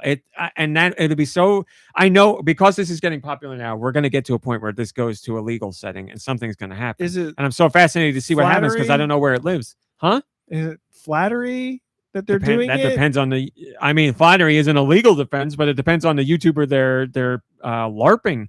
I'm sure there are YouTubers out there who would see this and be happy about it and love it. But I couldn't be mad at a YouTuber who's like, what's going on? They're just doing my shtick exactly. Like they can't do that. But again, I don't know. It would be so interesting from a legal perspective. It would be very, very, very interesting. So LARPing in Radical general, Defect says it is parody, though. Well, fill me in. I would love to hear about it. I mean, it kind of is, but LARPing in itself is role playing as a character. So that's what they really are. Just they've run out of artificial characters and they're going after real people, artificial characters of real people. This is from Wiki. Parody is a creative work designed to imitate, comment on, and or mock its subject by means of satirical or ironic imitation. So it's designed to imitate, for sure. Comment on, there's no commentary on it, and or mock. So can it only imitate and that is considered parody? Or does parody have to make some sort of, offer some sort of commentary or take a satirical look? I don't know. I mean, it's no big deal. I'm not mad at it. Oh, no, I'm discussing it because it's interesting to me. Often the subject is an original work or some aspect of it, but a parody can also be about a real life person, event, or movement. Okay. All right. Well, then I guess that is... I need to read more, obviously. But yes, Radical Defect, it looks like what you're saying is correct. It does not have to be a parody or a joke. They're just parodying the whole idea in general. Man, I know someone's going to take it to court at some point. I guess. I don't know. I'm not a lawyer. I anal, as I always say. but they're also what like, happens. they're not doing it. I mean, maybe some of them are. I'm not really tracking and policing all of the Thank you for the insight, Radical LARP Defect. tubers, but they're not. There's no defamation of character or anything. Like they're not calling people out on behaviors. There's no call outs. Not They're the ones they're I'm basically just doing what they used harnessing who they used to be and just creating new content. Now, in if that role. the LARPers were to be like, I'm Tobuscus and I love gay people and I'm all about trans rights, then Tobuscus would be like, I hate those things and that's not what I do. And maybe legally something could happen. I don't know. But these LARPers aren't doing that. They're just, I'm LARPuscus and I play games and make jokes. That's it. Oh my God. It's amazing. I wish you guys knew Tobuscus because the way this guy's cadence, it could not be any more perfect. He's so spot on. So it's basically crazy. Like Tim Heidecker in his new role as the new InfoWars, the new Alex Jones. He's basically, but he's not pretending to be Alex Jones. He's not pretending to be Alex Jones. I mean, obviously inspired by Alex Jones' speech patterns. Right. But yeah, it's all there. Hey, Rotzel, good to see you. Well, I'm glad I left that one till last because I find it endlessly fascinating, and it's only going to get bigger. We really need flarp tubing. Flarp tubing is what we need. We need flarp. My mom's been clearing out the house, and she came across that tube of flarp. And I was like, can I get rid of this? It's solid as a rock. And I was like, yes, please do. I don't know that there's a way to revive a flarp tube. So yeah, I think it's dead. Thank you, Rotzel. We hope you're having a good day too. All right, let's get to news. Enough of this, LARP tubers. I want to go on record and say, if you want to LARP me, you go right ahead.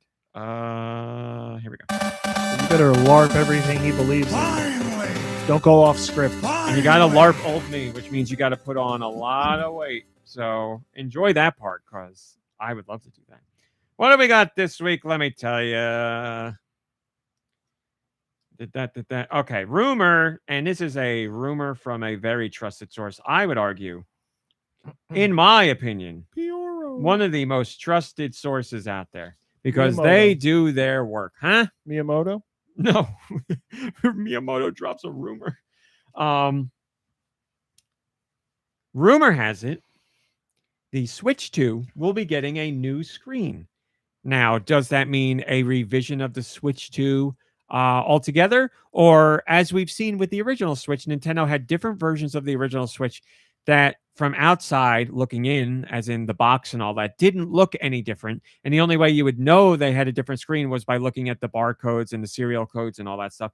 That seems more like what this case will be, but we're not sure. This comes from Nintendo Patents Watch, one of the most, in my opinion, again, well-researched Nintendo fans out there on the internet. They do an amazing job. Go follow them on Blue Sky, Nintendo Patents Watch.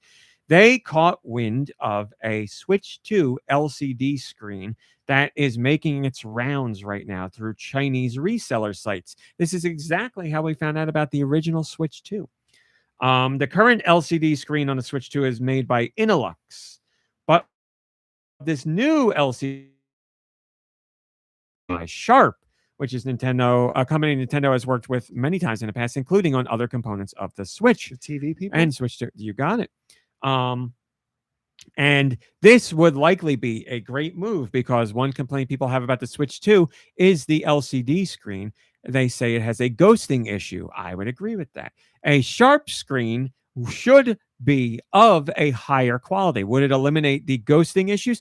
I don't know. Educated guess, I would say yes, to some degree. It would eliminate that. But that's just speculation. Again, let me stress, this is all rumored that this is a new Switch 2 screen. If it is the real deal, I do not think it's going to be even announced by Nintendo. It would just be a manufacturing change, and you'd end up with a unit that has the new screen. As we saw with the original Switch, people were like, it was made with this screen, and it's a little bit of a more yellow screen, and this screen's a little bit more blue, and Nintendo never announced any of that stuff, but it happens because manufacturing changes happen. They can get screens at bulk prices for cheaper or better quality. That's right. Sharp will be LARPing as a Innolux screen on the Switch 2. So we'll see what happens. But for that, and again, if that is the case, Nintendo's never going to announce it, but people will know what happens. Vin Loria says, wonder if it'll have anything to do with NVIDIA Pulsar. I don't even know what an NVIDIA Pulsar is. Let's learn together. NVIDIA Pulsar. Oh, it's a monitor. It's a new monitor. Pulsar ambient adaptive tech. Clearer, smoother gaming. Okay. All right. Well, that would be nice. I doubt it, but that would be nice. Moving on. This is another rumor that we've heard about for a long time. And I only mark this rumor as to not get myself caught up in any heat. In my personal opinion, this is fact. This is 100% fact because this stuff doesn't happen unless it's legit.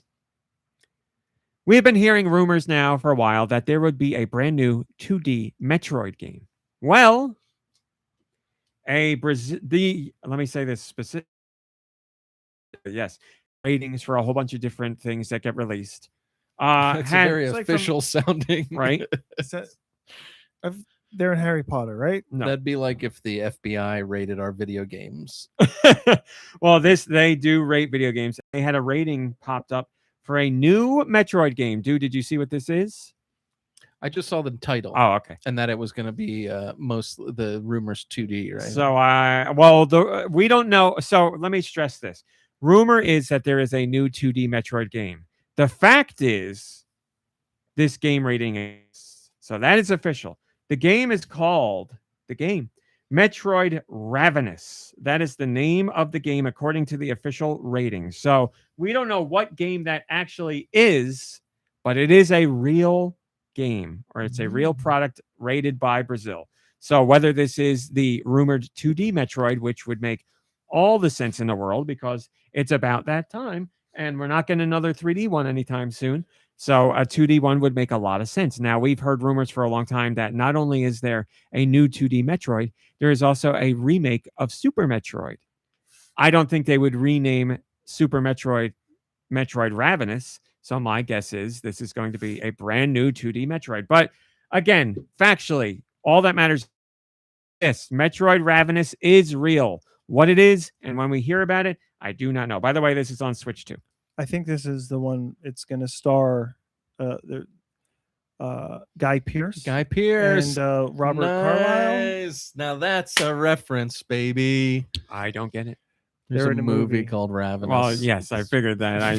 It's about all you need to know. I- No one else knows anything about I it. was going to say I pieced together that it was a movie called Ravenous, but I Well, didn't. there's know, a I don't know character anything in the about it. movie called named Samus. Oh, okay. It's okay. funny because I was gonna make like a Ravenous joke, but I was like, it's so like even for our stupid like purposes, that's a little obscure. It's so good. I don't should've want to known. say it. No, it wasn't good. It was bad. I want to know. Lucky for us, I don't have a filter. I want to know.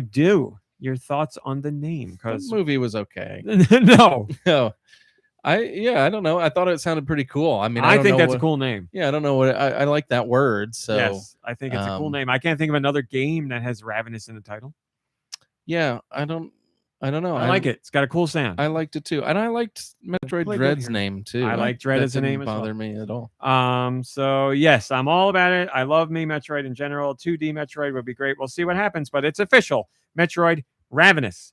Aussie McBucket says, "Shut the front pod bay door." Woohoo! So is this like Samus Dream Buffet? How funny would that be? Comes out exactly like Samus Dream Buffet, but instead of Kirby, it's Samus. So we'll be bringing you news on Metroid Ravenous as the months roll on. Samus and the Ravenous Realm. Usually we get a direct in September. Maybe we'll get an announcement for Metroid Ravenous then. But very happy to see that. As I said earlier, there is Sony is what? Jeffrey Jones is also in the movie. Let's not talk about it ever. Now again. that wasn't supposed to. Yeah, I remember that now. That was probably one of his last ones. Now, son of a gun. I forgot what I was going to ask. Sorry, move on. We talked about Sony going digital only in 2028, and this led to us getting some information. Don't look at this story. We could get you guys to play. Led to a story about how much it costs Nintendo to produce a physical game for the Switch. Oh, well, then it's only you do. How much? Again, I will tell you, a PS5 disc, PS5 physical release cost Sony $6.50. Okay, and those are discs that play Blu-ray and 4K, and Yeah. these are tiny little cards. Yes. So I'd probably say between $12 and $15. Okay, so looked at the story. Son of a! I was really trying to sell it. I mean, you could have sold it by saying something in that range, but not saying the exact same two numbers. You could have been like $12 or $13, Do and I I would have been get like, the- "Hey, good job." Do I get the $100 for getting it exactly right? No. Oh my god. So, you get 100 V-Bucks. How about that? I could give you 100 V-Bucks. Yeah, all right, I'll take it. Price is Right. I've been getting a lot of the behind the scenes on The Price is Right from the. There's a guy on TikTok who is the mixer for The Price is Right, and he's been doing videos of everything behind the scenes of The Price is Right. So you get to see the mixing board, like that whole setup, the camera guy, the guy that sets up all the microphones. Like I saw the audio cue woman, which is amazing. I'm very interested in all this stuff, but does it take away the magic? No, to it only know- adds to yeah, it because it is highly sophisticated and Stone Age at the same time. Right. So sounds the pretty lady fun. that is doing the music cues, like she's the one that's like, she's the one that hits the horn that goes, "Beep." Oh, I have it here somewhere. The fail horn, as we all know, and I have, god damn it, mom brain. I don't know where it is. It's here somewhere. The fact that they have someone to do that, like that's got to be a great job. There we go. They have a woman doing that, and it's not programmed in at a certain. It's like it's exactly like this, except it's a computer screen that she can touch. So she's like, there's like a flow to it. It's not like you just can program it in. It's like they lose, and you have to wait for like Drew to stop talking or the camera to go over to the person, and that's when you hit it. And the guy that also works on the show was talking to her, and he's like, "How do you feel about ruining so many people's lives with that?" But she was saying like how much of the show is her hitting buttons at specific times rather than things being programmed out. Like they don't have an auto start for the music, and all of the music isn't done in post because they want the audience to hear it there live. So she like, when they're like, "Here's the prizes up for bids." So she's watching and she's like, perfect time, and hits the music. And I'm like, So she's like 60 minutes, like there the whole time doing all of it live. And I'm like, that's incredible. Wow. Here's the craziest part. You know, the wheel makes a noise. Boop, boop, boop, boop, that noise. They're like, how does this work? And the guy said, well, the old wheel had light strips on it, or light reflective tape on it. And every time the reflective tape passed in front of an infrared camera, it would make the noise. Boop, an old computer noise. And that's all that it was. They said the new wheel doesn't have any of that anymore. This lady has a button where she hits the button. I'm not lying. She has a button that does the noise, and it's just a boop. Oh gosh. And then I gotta close my windows. Go right ahead. And then she then they cut to the footage going where it's boop boop boop boop. So she's back there hitting the button. Break. Insane. I mean, well, maybe Drew doesn't need all these fancy sneakers, and they can buy like a computer that can do that for this poor woman. Well, no. She's doing it on a computer. I want to stress this is a very modern, highly sophisticated computer, but she's using just one computer touchscreen to do this because she likes doing it that way. And they were like, you've been doing this for like 2 decades or something, she said. And obviously there's better ways to do it. I don't want to say better. There's more efficient ways to do it. They said, why are you still doing it? And she goes, because I absolutely love it. She's like, I'm making memories and it's just so much fun. And being a part of all this stuff, she's like, I never want to quit. She's like, I always want to be here. So I was like, that's great. I love it. No, because they can get somebody like me in there in 2 seconds. She knows how valuable that job is. She's not going to badmouth anything about the job. Oh, you mean like somebody to replace her right away? Yeah, of course. Oh, okay, Are you kidding me? She can't say anything bad about it. And the guy that has the like the whole mixing studio, and that's like a real deal official like it's ginormous. And he's talking about like the most important stuff is right in front of me, and then the less important stuff fans out on both sides. And he's got like a pedal under the desk that he push. It's like a gas pedal that he pushes on when he wants to open the microphones more to get more audience reaction or less audience reaction. So he's like steering it or like fueling it as the show's going on. And he's like, everybody that works on this show loves this show. And I can't stress that enough. And they're like, what's this one button over here? And he hits this button because it's like a big red stupid button. And it makes all these lights go off in his room. And he's like, this is just for us when somebody wins and we're happy about it. He's like, we hit the button and we just celebrate back here.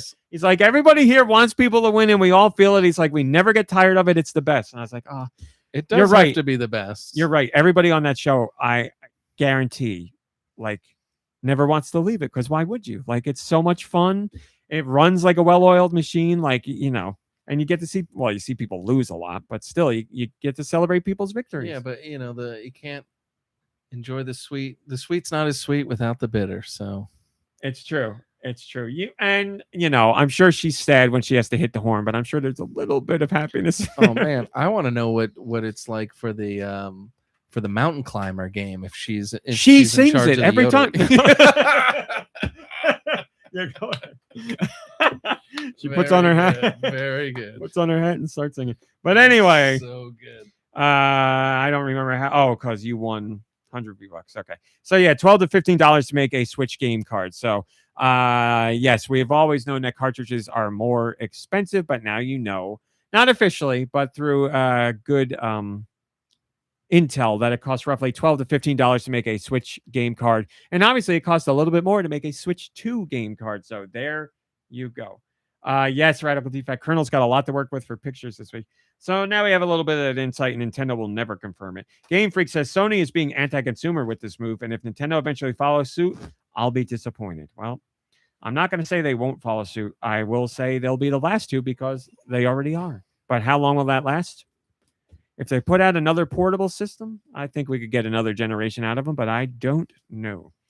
Okay. Oh, we have a little bit of clarification on something I talked about last week or the week before, and I made a guess as to what the situation was, as any, you know, person with any modicum of intelligence would have guessed, and it's exactly how things turned out. We had heard that a shareholder had asked Square Enix about a potential port of Final Fantasy 15 to the Switch, but it wasn't clear if they meant Switch or Switch 2, and I said, this is probably just a case of them saying Switch 2, but the Google translation not working out exactly right. So I said, my guess is Switch 2, but maybe Switch. Well, we got the post today, and it clarified. It was officially about Final Fantasy 15 potentially coming to Switch 2 specifically. Square Enix says, quote, first, while there are certain hardware constraints when it comes to faithfully replicating the exact experience of Final Fantasy 15, we can say that it is not entirely impossible. As to whether we will actually deploy it on Switch 2, we will pass along your input, the shareholder, to the development team as a valuable perspective on marketing and future platform options. We know that Final Fantasy 15 runs on a proprietary engine. So that's what, like Square Enix, Unreal Engine 4 is used for all of Final Fantasy 7's remakes. So that's cut and dry there.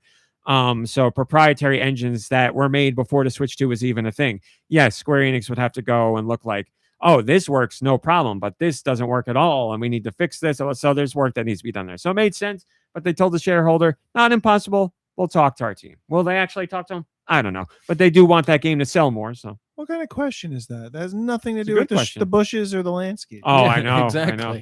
When Nintendo's most recent one, which we just got the official English translation for today, had none of those questions in it. Had all normal questions. All business. Just a heads up. Strictly bidwist. Circadian says Final Fantasy 15 very famously uses a proprietary engine. There you go. Sorry, Nicky. Go right My ahead. parents just lost power because there's a crazy storm tearing through and it's heading our way. I'm ready. So, Well, if we lose power, Saving the it whole back. show is dead because everything. Yeah. it's all we're plugged No. into the outlet and everything. So, Right. but I will be able to rescue whatever part of the show we die on. So, here's the jinx: we haven't lost power in a really long time. So, Yeah. Skadoosh. Nintendo. I'm gonna go look at their questions just to double check.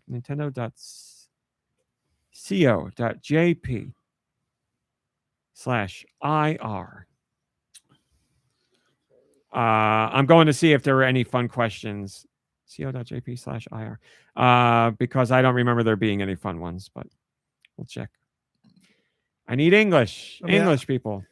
I don't know if the landscaping question is a fun question. It's funny. Funny, I should say that. What do we got here? We got Can you Splatoon question. We Smack got your- number of employees at the company. rub your head and tap your belly at the same Share time? profits.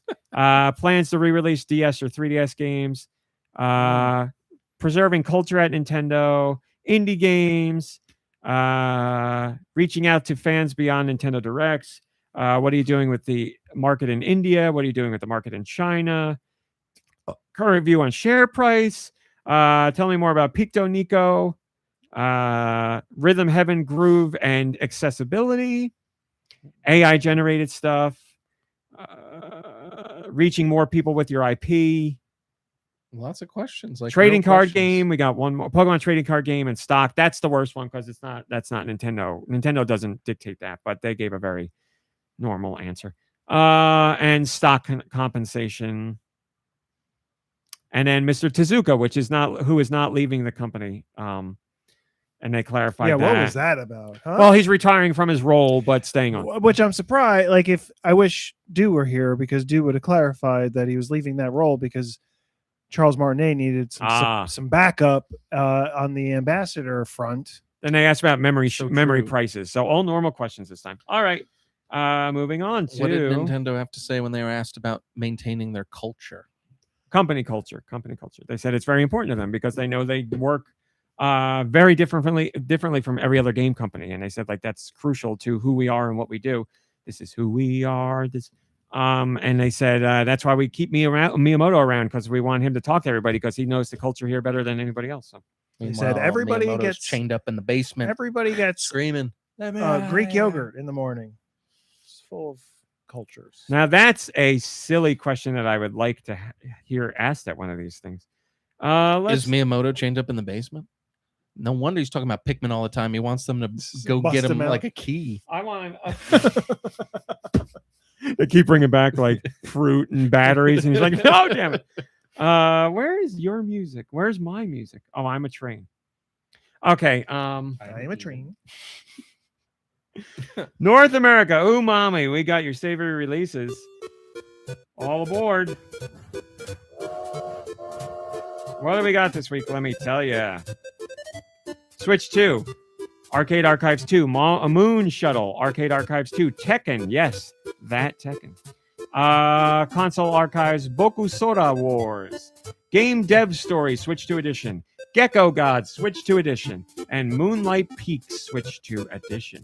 What about on the lowly Switch? Oh, there's plenty here too, like Bacterium, Captain Soda, Dress the Part Outfit Puzzle, the MSX2 Egg Console version of Relics, Hako Maze, Heavy Machinery versus Shumai, like the food Shumai, Hyper Thruster, Hyper Wired. Hello, Piper. In fair Piper Wire. Hello, Piper. Oh, Storm. She's nervous. Lo-Fi Witch Hat. No, Lo-Fi Witch Hatch. Lost Little Things. Lunadra. Luna Awakens the Legendary Dragon. Medieval Castle Siege Defense versus Invaders. Mega Man Cyberwave Pack. That is the actual Mega Man. Mini Golf Rush. Monopoly Star Wars Heroes versus Villains. I cannot tell you how many times Ubisoft has asked me to review that game. Not a lie. No, because I don't like Monopoly, and I literally don't think I can honestly review it. What about what version of Monopoly? Star Wars. Star Wars Monopoly, huh? What? Maybe Are you throwing a line out there? family holiday. Are you baiting? We'll talk me? about it Okay. afterwards. What about what? Your family vacation. Plenty of I people still have to can- review it. Yeah. I can't objectively review Monopoly. I dislike it that much. You were talking about your cousin reviewing something last week, so maybe We have a man at the table who might potentially want to review it. You want to review it? We're going to talk about this later. Moonlight Peaks. Did you play Monopoly? Heroes versus Villains? We'll talk about it later. Sorry. You want to go one more time? Myth Match, Noodle Bound, Pixel Game Maker Series, Arcanion, The Mechanos Invasion, Rhythm Heaven Groove, Short and Sweet Indies Bundle, Shy Dogs Hidden Orchestra 2, The Fissure, Verballs, Wacky, Deer and Monk Adventure, and finally Yin Yang Street Ultimate. No comment, because I didn't tell anybody we were doing the podcast today. But that is that. That Tony Shalhoub game looks good. Oh, God. I thought the same thing when I read that title, and I was like, I should do it. I shouldn't do it, but I'm glad one of us did. I missed it. What was the game? Tony Shalhoub? The one that said Monk. Oh. Wait a minute. It was a stretch. It was a stretch kind of like the Ravenous was a stretch. Wait, Maybe not as where is big it of a on stretch. here? It's like What one are of the the last next ones. European masterpieces? Oh, Let's Monk. find out with Nicky's sweet. That's funny because we've had a Monk game recently Release it. that I think I made that joke about too. But it was like just straight up Monk, not M-U-N-K. Anyway, One day, it's not going to be a joke anymore, and we're going to be playing some T. There's Shalhoub gotta on the be- Switch there's gotta be 2. a Monk video game already. yeah. So Europe, the week of July 2nd, the year of our Lord 2026. We made it to July, and the games have made it as well. So for Switch 2, there's High on Life 2, I Memento, have to go put the awning in. and Monopoly Star Wars Heroes vs. Villains. Anyone want to talk about that? On Switch, also available for Switch 2, Acorn Avengers, Alice and the Looking Glass, Axel Quest. I think that's Axel. Ooh, Axel Foley's Quest? Yes, I was gonna say Axel Rose, but Axel Foley as well. It's all Axels you could think of, all in the same quest. That would be cool. Bacterium, Cash Movers, Clarity, the 7 Demons of Vanguardia, Common Sense National Championship, Crayon Jungle, Death Bulge, Battle of the Bands. Death Bulge wasn't that your nickname in high school? It was Life Bulge. Oh, was Good, that was a good one. Thank you. Dig Out of Prison, Dress the Part Outfit Puzzle, the MSX2 Egg Console version, or MSX2 version Egg Console. I don't know how you say it. Very Of Relics, Grids of Thermometers, Heavy Machinery vs. Shumai, Hunter. What? Why you said that? I like that cadence. Shumai. Hunter Desert Simulator Sniper Rifle, Hyper Thruster, Hyper Wired. A lot of hypers. Well, just 2. Lo-Fi Witch Hatch, Lunadra? I don't know. Luna awakens the legendary dragon. Oh. Lunadra. Now it makes sense. Manga English native phrase quiz. Medieval Castle Siege Defense vs. Invaders. Mega Man Collection 7. Nope. Mega Man. Nope. Mega Collection 7 games. Volume 2.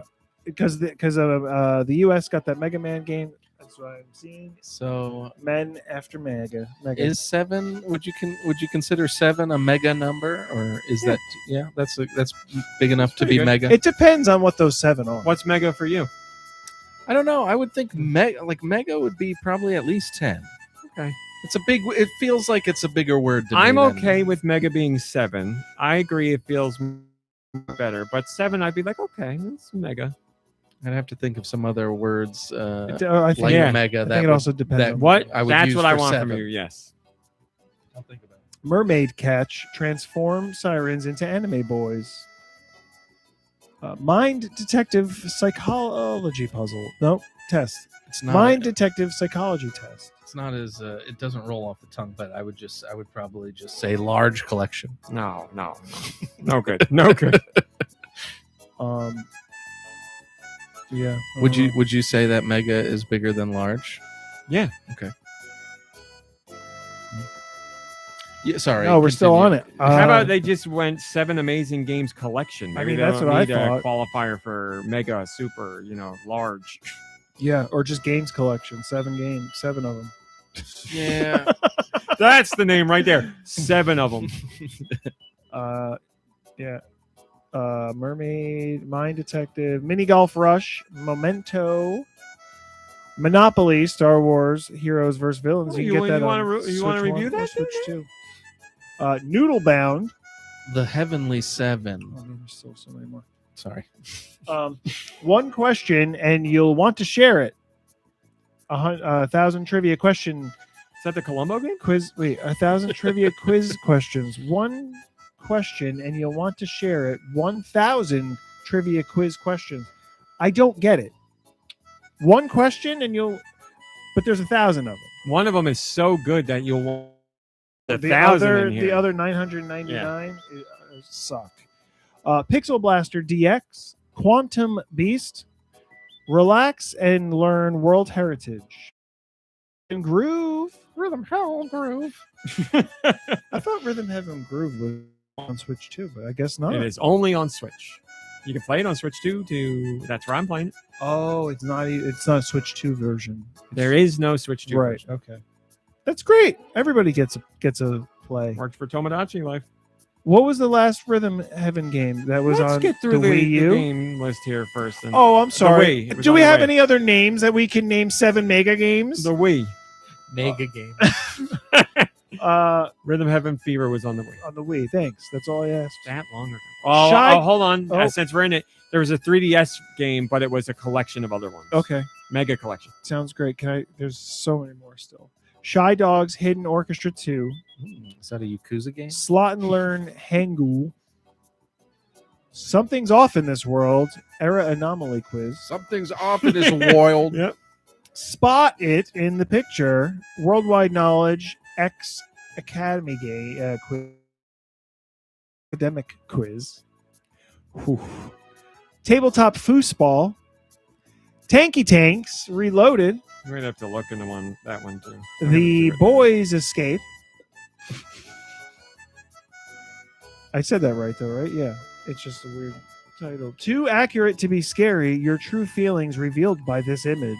What is that? Like a Rorschach test? I don't know. I'm kind of intrigued. Yeah. And like you buy it and it's just one. I don't one know, image. dude. I don't know. Oh, it kind of does look like Water Tank Park Tank. Manager Simulator Oh my god, it looks just like it. Yeah, and it's a rip. Wild West Nightmare. Those are the games. I also Is there a comment there, Nicky Hill? There part is. of the simulator game is you're managing a water park next to an AI data center, and you have to siphon the water from the data center to make sure the water park doesn't run out of water. Anyway, Let me find the old applause here. We're gonna go with light applause. Callus sent a comment. they say, finally, the sweet, sweet releases are back to being as sweet as they can possibly be with Nicky. No offense to anyone that has read it these past few weeks. Thank you, Callus. That was a comment left an hour ago. Oh, there is a trailer. Very on time. Very timely. Thank you. Glad to be back. We'll just Well, wait. the music is not like We Play Tanks, but the gameplay is exactly like it. It's Tanky Tanks. Tanky Tanks Reloaded. If you like We Play Tanks, this might be one to check out. It must be a sequel, right? To Tanky Tanks? Maybe a remake. Defeat enemy tanks while dodging their deadly bullets. Improve your aim and maneuver skill while war itself is trying to end your adventure. Wow. Level by level, the enemy tanks get faster, smarter, and deadlier. Can you make it to the end and defeat their leader? Play single player or finish the campaign with 2 players or more in co-op. I don't know. And then on top of this, until July 20th, the game is 50% off. Oh, wow. $2.50. Oh, that's worth it. That's worth it to try. Yep. How bad could it be? They said knowing it could be very bad, but I'm going to have to bite on that one. I love We Play Tanks. We Play Tanks had what, 99 levels or something? It had more levels than we ever saw because despite us trying, we just could not make it happen. Boy, that was a good game. Closely to see if the bullets can ricochet off the walls. Sorry, what was that? We Play Tanks is the original game. This is Reloaded. That's it. Nicky Hill, what have you been playing? Oh yeah, we didn't get to this part last time. Over the past couple months, I played a little bit of Indiana Jones and the something or whatever. Indiana Jones and the throwing the shovel at somebody's head. Yeah, I guess you can do that. You can. It's been like a month since I played it, and I don't remember anything. The thing that I'm having trouble with is that it's like it's like an open world. You can kind of like, you can do any tasks. Like you have a bunch of objectives and they're all open at the same time. So like you can explore and do things. I have zero sense of direction. So I'm looking around and I'm like, oh, I just need to go over here to get something. And you just can't. Like it's inside of a building somehow. There's no way to get there unless you complete some other task.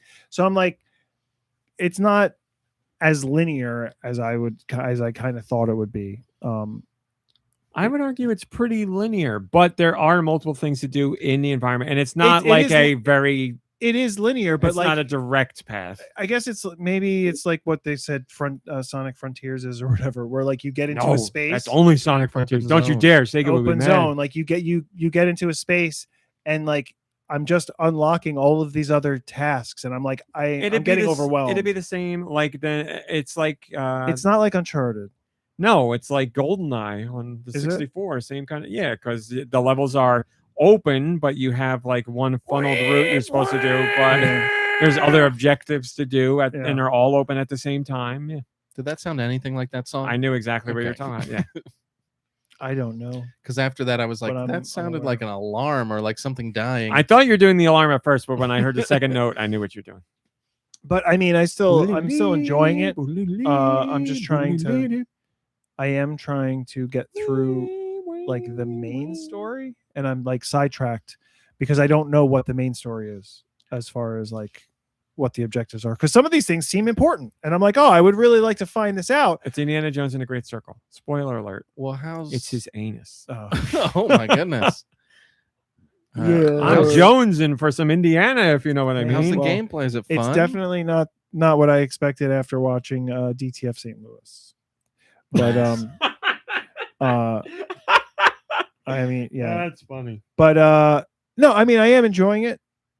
What have you thrown at people's heads? Well, apparently you can throw everything at people. So there's a couple of times when I'm like, oh, the only way through is to sneak through this, and I can't sneak for nothing. Why you got to sneak? Does it fail you if you don't sneak? No, so like there is like this area where it's a fenced-in area with all these tents and all these guys. Yes, and if I walked in there multiple times and they caught me immediately, and I was like, whoa, I'm a priest. Kill kill them. You know, and Throw things at them. no, but Throw like something at their head. I was immediately outnumbered. There was no way I You're was not going to get throwing through. enough things at their heads. So you've never seen an Indiana Jones movie before? Oh, So yeah, I don't know. how about that great punch sound effect straight from the movie? and the whip, like you Yep. said. Nice. There's a lot of charm to it. I really do like it. I'm just like you know, I'm a little overwhelmed. Video game, When was the last time you played a first-person shooter? Not that this is a shooter.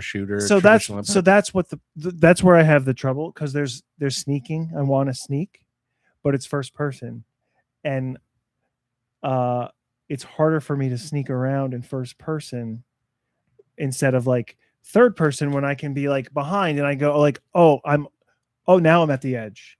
You know, first person, I'm like, and if I could see them, they could see me. I'm done. To answer your question, the last first person game that I played, I guess would be Resident Evil. Oh yeah, that wasn't Requiem, too far half of it behind. Half of it was first person. But yeah, I don't know. Anyway, I am enjoying it. It's just I got lost. There was a couple times when I got lost. But anyway, Does Harrison Ford say things when you get lost? Does he go like, over here, short round? I honestly I'd don't sure remember. like a short round. I can't remember. Beer right now. There are some funny. There have been some funny moments or funny things said, and I don't remember what they are. But they do a scene like they do in Final Fantasy VII when Barrett sings like the dun, dun, dun, dun. There's a scene where Indiana Jones sings Indiana, Indiana. That's all I got. I mean, the funniest thing for me was like Dr. Jones. The one section of the game. It's the second freaking part of it that's like after your introduction or whatever. And you're in a library, but like you're upstairs. And the first thing I did was vaulted over the thing and like landed on a table where a bunch of like priests or bishops were sitting there reading. and like nobody looks up and questions it. It's like, oh, hi, Father, you know, and then. Yeah, I mean, as funny as that is, and it doesn't need anything to happen in necessarily, but like it would be a nice touch if there was some sort of reaction to something that crazy. Yeah. You know, like Stay seated at the table, have a reaction, and go about your business. Also, you're supposed to be like laying low because there's other people who are, you know, present who are working for the enemy, and there's nothing's going to catch their attention more than a full-grown man vaulting down, like, you know, jumping off a balcony in a library for no reason at all. But that, and then I played. I finally. Sorry, excuse me. I finally got that Disney Afternoon game. Oh, I'm glad you did. You wanted that for so long. I know, and then I played it, and I don't know what version of it. I guess I have like such a weird selective memory of the Chippendale game, or maybe it's the wrong one that I'm thinking of. But like, I played a little bit of the Chippendale game that was on there, like one of them. There's two. I don't know which one I played. I feel like I'm talking to my dad. What are you saying? What's the thing? It's not right because. It was just very basic or like bare bones. Like I was like jumping up a thing. I pick up an apple, and that was it. And I've. So what are you remembering? My last memory of a Chippendale game was when we did the charity event. Let me tell you, it was very different. When we did that charity event. And I think what I just know the music from doing the music on the podcast for so long. When I was doing the music for the podcast, and. Whatever. Anyway, that, and then I played Tailspin, which I've never played before. So all the games have, I guess, quality of life feature. You can rewind in the game, just like it's you can rewind without much hullabaloo. Hey. Yeah. But you can do that in all of the games, I guess. Yes. True. And that's the only way I'm getting through the Tailspin game. Spin it. That game is freaking brutal. It's also just it's interesting to me in the Tailspin game that like you scroll. The bear flies a plane. you scroll to the like on a level where it's scrolling, you're scrolling to the right. But if you flip upside down and fly backwards, it'll scroll all the way to the beginning. You'll scroll all the way left. It was so like you're not limited by like the scroll. Pretty big deal, and, like yeah. where you're gonna That's lose the your first place. open zone game ever. I think so. At least with a bear and a plane, but sure. the game is kind of relentless. I think like it's pretty tough. Old school They're from NES back games in the yeah. day. Yeah, so I haven't gotten far in anything, but the only reason I've gotten anywhere with Tailspin is because I'm rewinding in the game. Traditional rewind.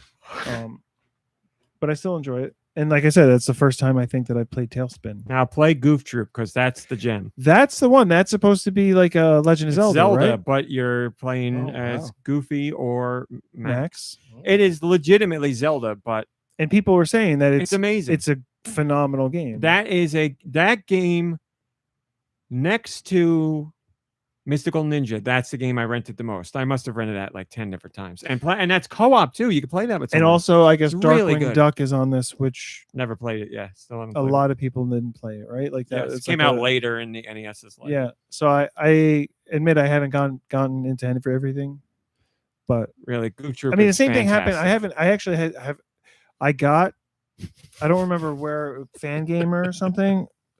I don't remember who I bought it from, but I bought UFO 50 and I got that months ago and I Fangamer. never started it. They are the only So- ones. Oh yeah. Oh, we were supposed to do something. Were we going to talk to Fangamer? Was that something? Yeah, about doing a discount code Yeah. thing. Go to Fangamer, guys, folks. They talked to me. They reached Yeah. out to me. Well, I'm just saying. I mean, sorry, I don't have a code for you, but go to Fangamer, check it out, buy something. Tell them GoNintendo sent you. No, do not say that. Nope. Tell them LARP Nintendo sent you. Okay. Uh, That's fine. LARP Meet Cowboy. Yeah, so that's all I played. Dude, what have you been playing? Josh, that sounded like you for a second. Yeah, whoop, whoop, Oh, whoop. and sorry, I'm also back in my Impulse app thing. I think I just will. hit 80 days straight on my testing. It's pretty good. Do go ahead. That's how you start a good Routine? Thank you. Regime? Routine is the word I was looking for. Like my routine, which includes Animal Crossing Old Horizons, Fortnite, Sun's coming back out. Sprite, Fort Sprite. Fort Sprite. Um, Now you've been holding. I'm not. Do will tell you. So I don't know. There's these things called sprites that they've added to Fortnite that were there before, but they were never really implemented quite like they are here. Basically, there's just these things that you can grab from chests or looting or whatever, and they fit on your back. And there's like 60 different ones, and they each do something different. And the longer it's on your back, the more things you do, the more it levels up, and then you can save them. I guess on your home page or I understand. and then pull them out whenever you want to. There's more to it than that, but that's like the pretty good gist. summary. Oh, is that George? There's something We're friends. about it. I Sprite's guess got lime flavor in it. it's very like Pokemon coded. People are saying so. For that reason, It's most Pokemon likely, style in the sense that it's collecting. yeah, it's like collecting and leveling up and stuff. But like, I don't know what it is about them. It's brought the sweatiest people back to Fortnite, and it's just not fun. And for me, and like, I have fun hanging out with my friends, but there's one of our friends that is so obsessed with these dang sprites, and like he can't even talk about anything else but these sprites. And like in like the loading screen, there's like a little island where you load up before you play. He runs away from everybody because he doesn't want anyone to like mark who he is and steal his sprite in the game. So like But I'm he's there. building up on. He's like Look, building upon it, right? I love him. I want him to do what makes him happy, and he's built them up, and he has them all, and he's happy as a pig in poop. So I'm happy for him. But like it just taken the fun out of it for me, because like he's hiding, like during the loading screen, he's hiding somewhere in a bush because he doesn't want people to see him. And I'm over here dancing like I need someone to dance with. So it's all selfish. Keep in mind, he does have 2 other people dancing with him too. Right. Not all the time. Well, I mean, if I'm there, I want to just be. I clear. fought for that damn hug the other day. So, You so did. like normally you have your loadout, and you collect stuff as you go in the game. And if you die, you drop everything, and people can steal it. Yes, that is how this works. The sprite Same you way. are building up, and if you die and somebody takes it, you lose everything that you've put into it. It's Yeah, only you- 5 levels. It's not like it's a big deal, and you can spend. There's a thing in game that you can spend to level them up right away. Like it's not Okay. like a horrible thing if you lose. Yeah, and the biggest thing is probably when you find a sprite that's new to you, sending it back home before you get killed. Because if you die in the game without having it back home, then you lose it for good. But if you're able to send it back home, then it's yours forever. It doesn't matter if you bring it into another game and get Yeah. killed. You could still pay money Once to like you've get it back. secured Not it, real you money, have it but like forever. in-game money. So yeah, so like that's why people like it, and some people are really into it. And like I don't know why. I mean, look, I like collecting things in other games, so I can't really talk any s about this. But like, it's been a very difficult season for me because everyone's so good and like ruthless, and it's not fun for me personally.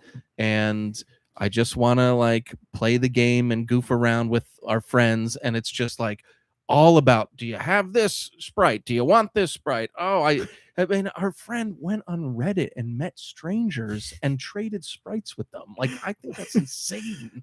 I mean, I'm whispering. I know this is going out on the internet. Like, he's Whispering not going to listen to directly this, to- but like, Did I hope he wouldn't be trade the offended if I sprites for, told like, him this. I don't sexual think he would be. actions? Well, all right. I'll be the voice that steps in here, not to counter what you're saying, but It's to, all right. to I be knew the- you would. No. I don't have the only counter I would say is it's not bringing out the sweatiest players. It's bringing out more players. So it's just the game. There's over 2-3 million people playing all the time now. So it's just more people.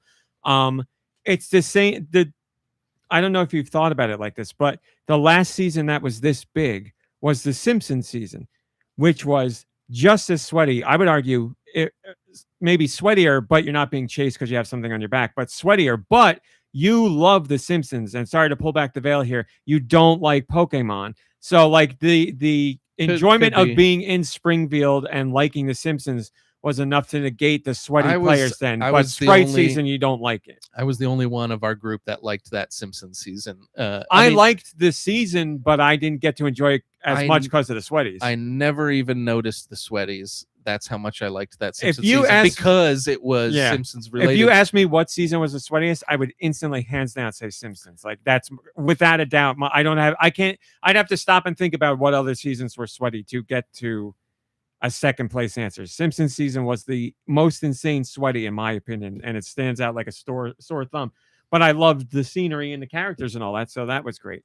yeah, I mean, this seems like, look, with the Simpsons season, just as an example, they put so much. You could see how much like work they put into that. And I'm not saying they didn't put work into this season, because they certainly did, but like it's got to be easier to just be like, oh, let's come up with 60 goofy sprite names and throw them out there, and like, oh, it's popular, well, this is what we're doing from now on. Moolah moolah moolah. Well, V-buck V-buck V-buck. again, I know you do that all the time when you don't like something. Or understand it. all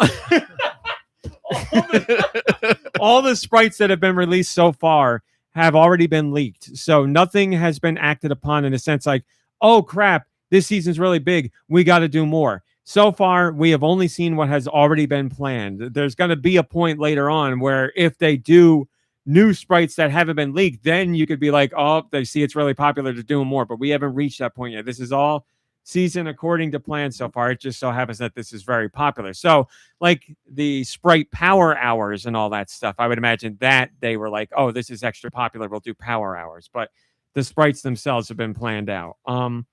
Now, Deux is not wrong. Our one friend is really into the sprites. I am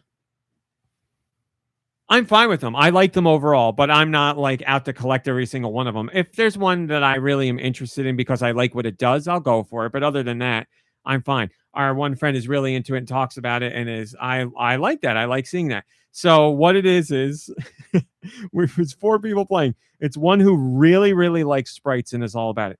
One who really, really doesn't like sprites, and I'm sorry, dude, but it's very obvious. You don't like it the whole time. You do the thing where you think you're speaking quietly or not saying things out loud, but you are very much saying things out loud, and it's very obvious you don't like the What am I saying? Maybe it's because I know you so well, but the things you say are, you do the things where you're like, oh yeah, that sprite. There's that sprite again. Oh no, I got that sprite already. I'm okay. Or like, oh, there's looking at the sprite, and it's very obvious that like you're so annoyed by the sprite, you have to let everybody else know you're annoyed by the sprite. I'm here to tell you, we know you don't like the sprites. It's very clear. And then there's me, who I like everything, so whatever. And then it's just Music Man, we speak your name. He's kind of into it. He will extract sprites. He likes to be open to things, and I don't get that either. But congratulations. So, you gave him the congratulations, sir, and you got the congratulations. I'm so sorry. He knew what he was getting into, and he'll admit it. But yes, I just like that. Like it's your disdain of the Rainbow. sprites it's irrational, but it's like directly Like related everything to the else. fact that one of your team won't dance with you. I want to stress he will dance, but in the lobby, I mean, he might not be around. hides. And I think I made him feel bad too, because I did make a comment about that, and then he made a point of like coming out to dance the next time, and then he made a comment about the dance because we were talking about something else, and he came over to dance. Because your original comment wasn't just you, like it wasn't just a passing comment. It was like a comment where you made it very clear that you didn't like what he was doing. Like, why is he? Like, I mean, your question is, why is he doing something I don't want to do? He likes it. Yeah, that's what it is. It shouldn't matter anywhere beyond that, and it doesn't. And who cares? We still dance anyway. It's and then giving them to him. He's got them all. He doesn't literally. Need he has them all. He doesn't need anything. And then on top of that, like he's our dance guy at the end of the game. We do the 2 dances that he has ready for our victory if we win. And the dance wheels have been screwed up, and they don't propagate like they normally do. So I know he's feeling the extra pressure because he knows how much the dancing means to do. And he's like, crap, I'm not dancing in the lobby, and my wheel's screwed up at the end. I got to make sure this works. So why is the wheel screwed up? Because of the sprite?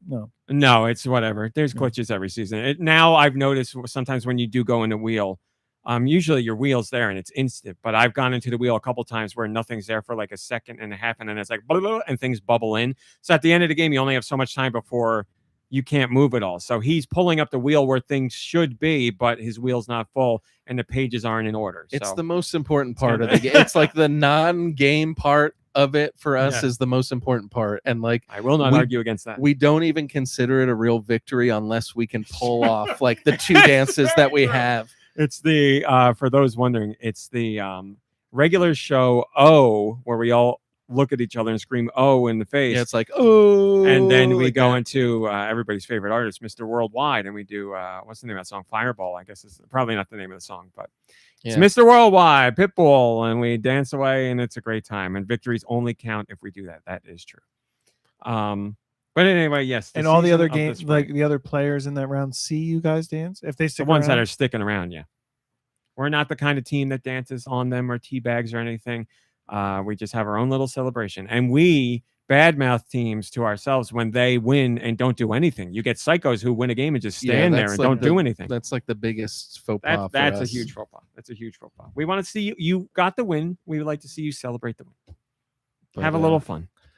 But yeah, so obviously no hard feelings. He's the nicest guy in the world. He's our best player, and we love him dearly. I wouldn't want to change anything about his personality because that's what makes him who he is. He's great, and like he and I are very, very similar with a lot of like emotional things, which is great. He's a little bit more nice and positive than I am, so like I think he would understand. Like I think he understands me very well. I don't think he would ever take anything bad. I don't think so either. I really don't.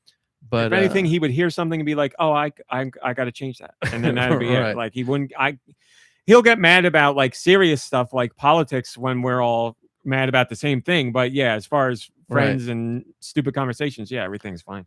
But yeah, he's the sports guy and the competition guy, and those are like, I understand sports well enough, but like enjoying competition is something I've never had inside of me, and it makes me a weak person. But anyways, not said by anyone at this table or in the game.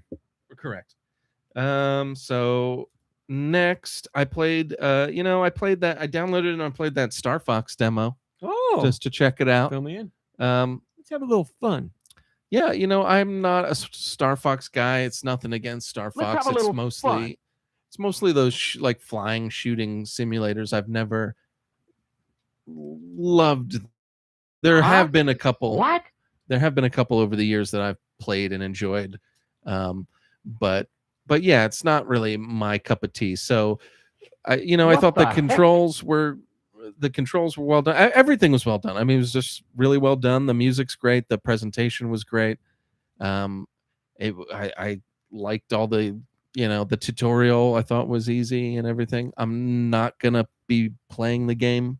I know you offered to let me borrow it, and I appreciate it, and I would take you up on it if I wanted to play it, but it's just not my type of game, so I'm gonna sit it out. But I think it's cool that they gave it the Nintendo treatment. It is a Nintendo game after all, so hopefully everybody enjoys it. Yeah, it seems like Nintendo's buddying up with Velen Studio, and they really put their mark out on this game. Like the Velen, I think we're going to see more Nintendo games from Velen in the future going forward, which is pretty cool. They're very, very capable company, so I wouldn't be surprised if they dabble with a lot more of Nintendo's franchises down the road.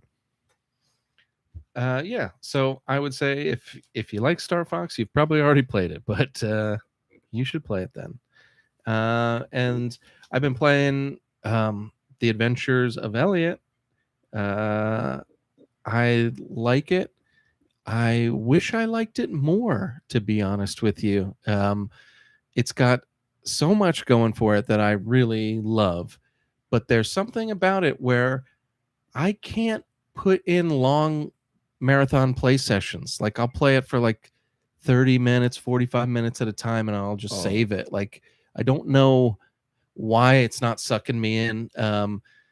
I love the HD 2D style. I love that it's kind of like it feels like a Final Fantasy game if it were Zelda kind of thing. I don't know what it is. There's something about and it's not the time travel, but like it's almost like every area seems very similar, and like, yeah, you're going through the same areas throughout time, but like, I don't know. I'm not getting any kind of, like, even all the temples seem similar and the areas seem similar, and I'm not feeling any distinction between the timelines all that much. And so like it's not that I don't like the game, because I like it. Radical Defect says you are 100% correct. Well, thank you, Radical Defect. But yeah, it's just there's something about it that I can't like sink hours and hours at a time into it for some reason, and that's why I'm moving very slow through it. I've put in like a good 8 hours, maybe 9 hours, and it's just starting now to get a little bit more fun for me. I like that there's a ton of different weapons to choose from, but I generally am using like mostly the same stuff, and like the enemies seem very similar throughout the time periods too. Like I feel like I'm fighting a lot of the same enemies. I have a problem with games like this where you don't have to kill every enemy in these games.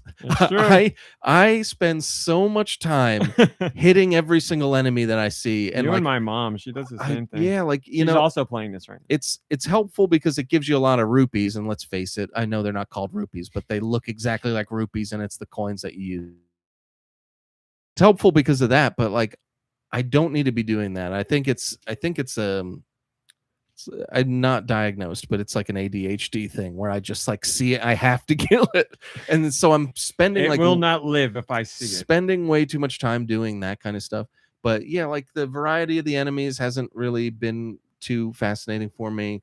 I do like the music. I like the characters. I actually am liking the story and the characters. I'm not trying to be a jerk, and I really wish this wasn't a big complaint about the game on the internet, because I'm just going to sound like another one of like the jerks on the internet that don't like this. But why does she speak so much? Why does Faye speak so much every 2 seconds? Now, if I even turned it to reticent, like the voice acting to reticent, which I thought would be less voice acting. Every chest I see, oh, I wonder what's in this chest. Every time I open the map, oh, where are we? And you know, if she was telling me something new each time, then talk to me all you want. But you're gonna say the same thing every time, like, Elliot, I wonder what that is. It dropped something, Elliot. And it's like, I see it. I'm gonna get it. You've seen me kill every single enemy. You know I've got some sort of problem with my brain. I'm not gonna miss this. Like, or like, yeah, like, wonder what's in this chest. And it's like, we're gonna find out together. Like, stop it. I don't know why. It just happens so much, and I almost feel like they're messing with you. With the options to like turn it to reticent, because it doesn't seem like it changes really anything.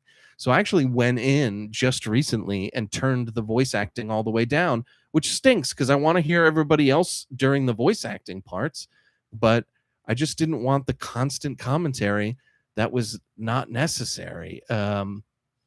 So I don't know. I know it's something that like trolls have been being jerks about, so I just sound like another troll. But like, I'm not trying to be a jerk. It's tough. It was tough. I had to turn that off. But yeah, I don't know. I'm a little disappointed. The gameplay is great, and it's like, you know, and it works great. All the systems are fine. Like, there's just something. It seems very repetitive to me in like the enemies and the areas, and it's been difficult for me to play long stretches. And I know I really like a game when I can sit in front of it for like 2 hours and play like fully a long stretch, and I just haven't been able to do it with the Adventures of Elliot. So I'm still trying to get through it, but like, yeah, I don't know. It's kind of bothering me a little bit, and yeah. So I don't know. And then last but not least, it's almost Dark. it's almost July 4th, so I started playing BioShock Infinite again. Ooh. It's a lot of fun to replay that one.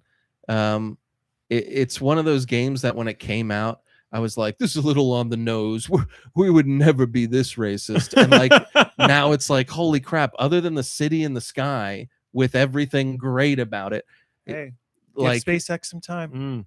So it's just one of those things. I mean, you know, you want the hottest country? How about Colombia? That's the hottest country. Not Colombia, like Colombia, yes, the yes. city the in the city. sky, Yes. from BioShock Infinite. But yeah, I don't know. So it's fun.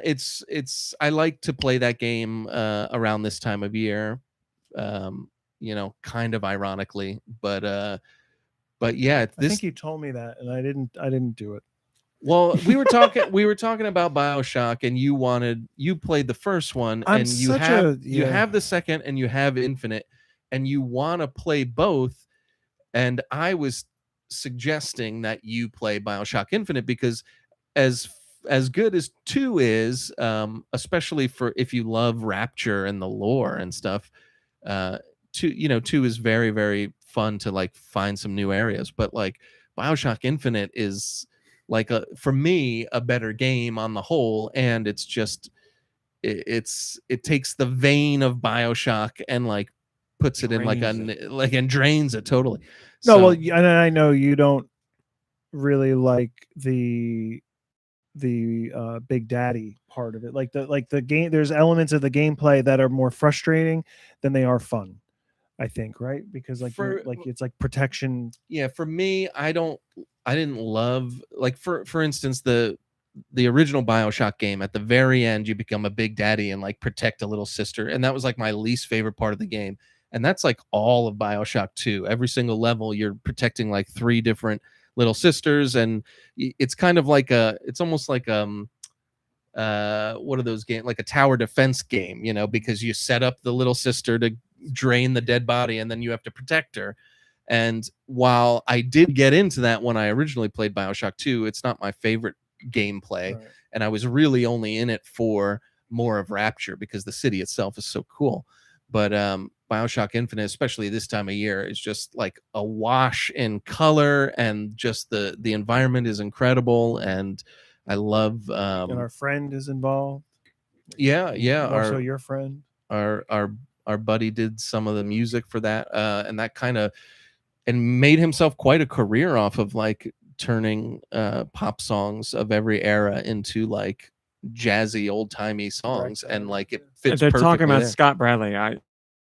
Yeah, I guess we could say You could his say name. his name. Yeah, Scott Bradley's his name. He's great. World renowned. Band or his group. But yeah, he did that, and that's fun too. So like, I don't know, I'm having fun playing it, but like for some reason this time through it's harder because like there's heavily racist themes in it, and I guess I don't know, like I just didn't, as a privileged white person, wasn't thinking about any of that stuff. I was just like, give me the plasmid and let me Can't wait to kill people. kill them, you know. So it's interesting to like play it through now and be like, you know, tomorrow's freaking July 4th, and like I used to, you know, there was something in my head about what that meant to me when I was younger, and it's like not there anymore. So that's my own thing. Nobody else has to listen to the ramblings of Deux Michael. But anyways, thank you for listening to all of that crap. And RMC, what have you been playing? Thanks for asking. I'll start off with Star Fox. I officially beat Star Fox, and yes, I did go a different route this time. Yes. There were a couple spots this time that I went to every other time, but branching paths. So I was like, no, let me go a different route. You know what? Let me take this gum out. So good. There's different routes. Yes, there are certain sections where the route splits, and This has always been part of it. yes, Okay. General Pepper is like, hey, you could go here Gen because Peps. this thing's bad, or you could go here, which is also probably bad, and you get to decide what you want to do. So I went different ways. Man, it's everything a young RMC would have ever wanted from a Star Fox. It like looks incredible. Just visually it looks so good. Like I think it's one of the nicest looking Nintendo games I've ever seen. It's like really, really, especially when you get like to the scenes on the Star Fox, on the Great Fox, and they're all talking and you get to see everybody up close. It looks great. The soundtrack has been given such an incredible makeover. The music may be the best part of the game because, as I've said before, I liked the soundtrack for Star Fox 64, but I wasn't crazy about it.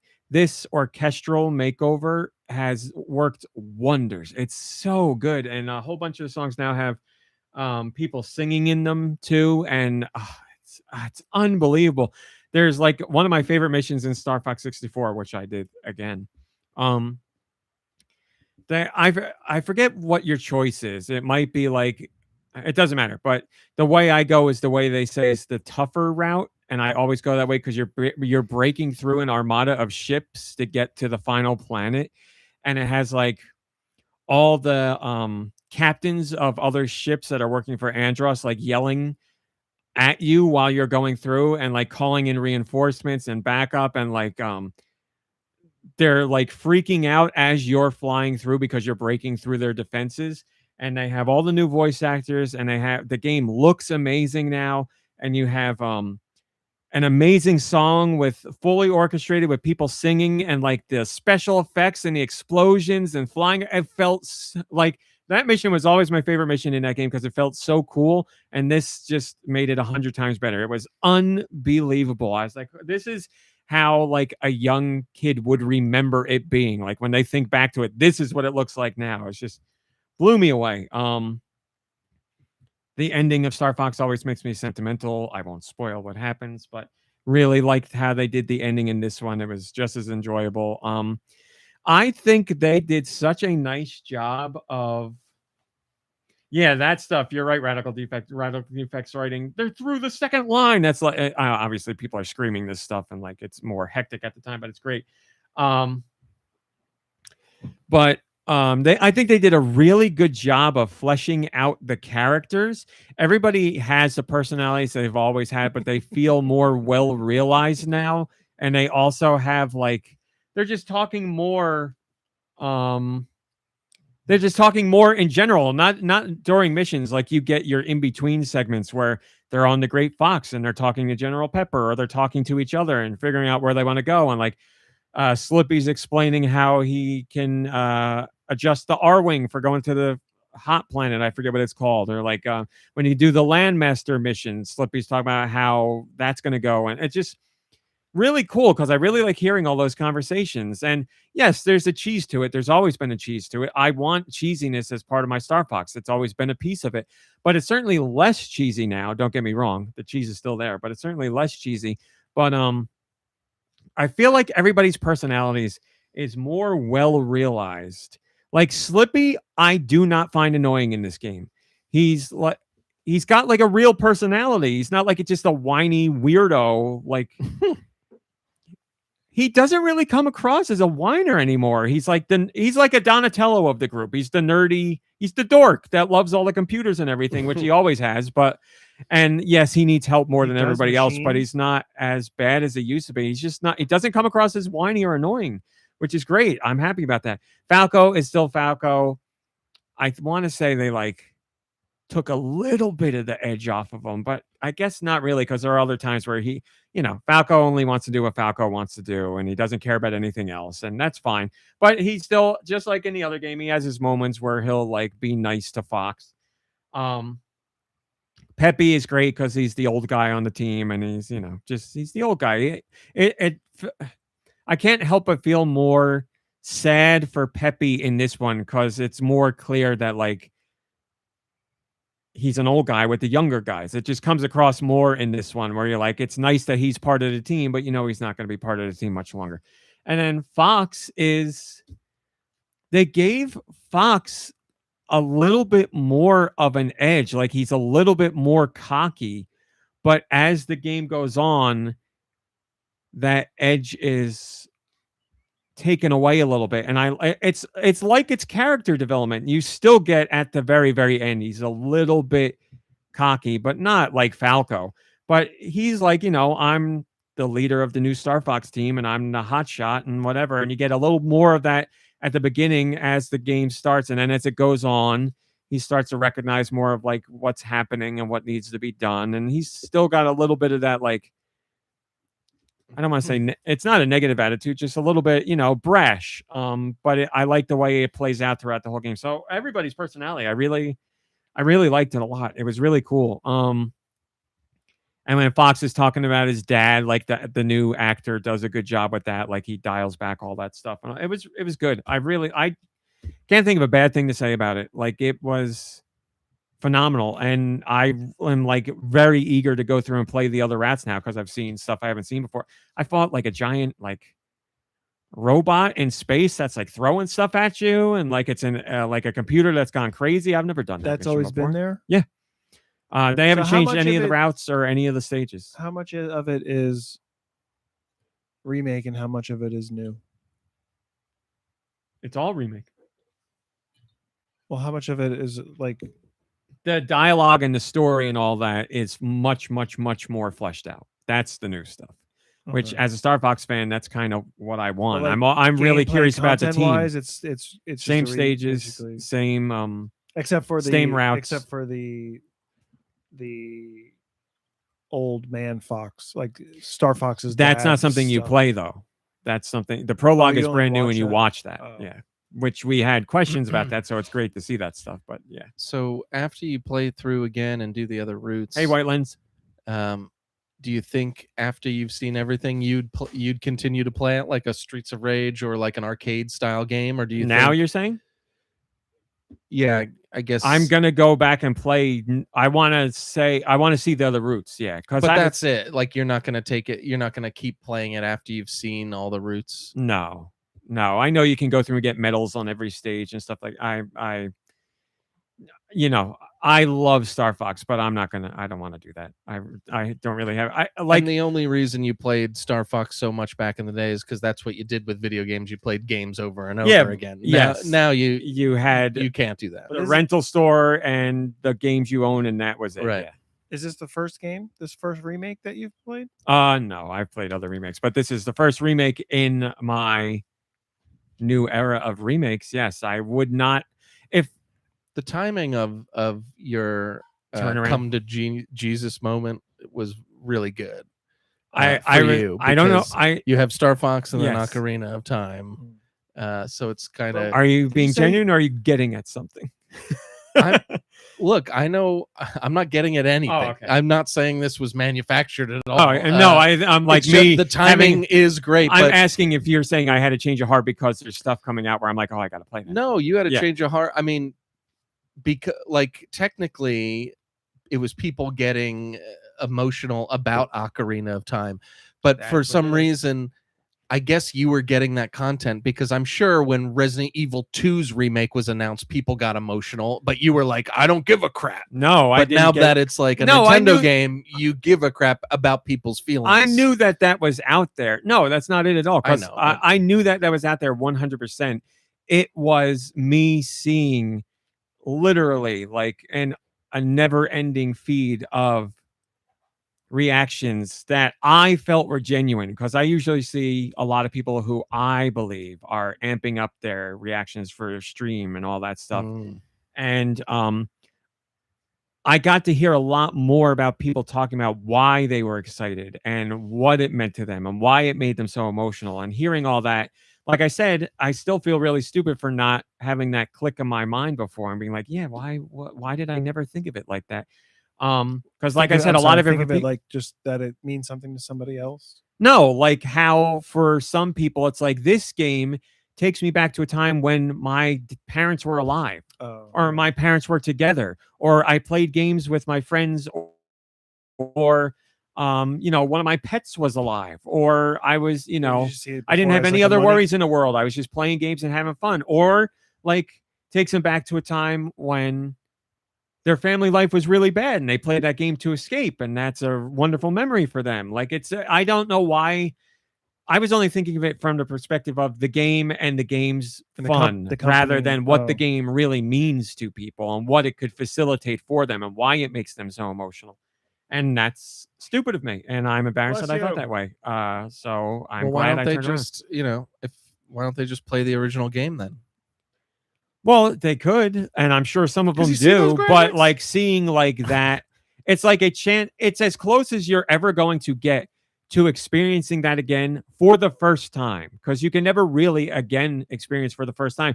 But if you're playing Final Fantasy VII Original and you go play Final Fantasy VII Remake, you're experiencing it again for the first time, because it is so wildly different. But characters you like are there, overall story beats you like are there. So like you're going into it knowing parts of it are going to be new, and you're going to see it through the eyes that enjoyed it all those years ago. So that's really awesome. And again, I'm embarrassed that it took me so long and so much to think or see that way, and now I see that way. So again, it says Radical Defect says it's not that I approve of remakes, it's that I don't disapprove, and that is the greatest way. So that's I know that's how you feel. But yes, now I will be playing them. So, but not all of them. But how do you feel about, say, the kid that's gonna play the Star Fox remake and the Ocarina remake, and he's never gonna play the original? Yeah, that still irks me. Yeah. But when they do Star Fox 64 down the road, just trying to get to something that irks you, and I did. So I wanted to know that that has not changed, and it never will.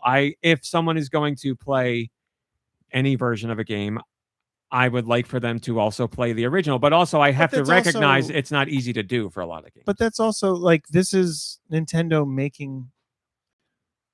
reimagining or like revisiting the games that they've made. Yeah. So they're going to do it justice, right? For the most part, like they're not going to. I appreciate how Nintendo handles remakes in a sense that they don't usually, and also they upgrade graphics and music and they leave gameplay alone, which is what I like. So yes, like for my personal taste, that's as good as it gets. Right.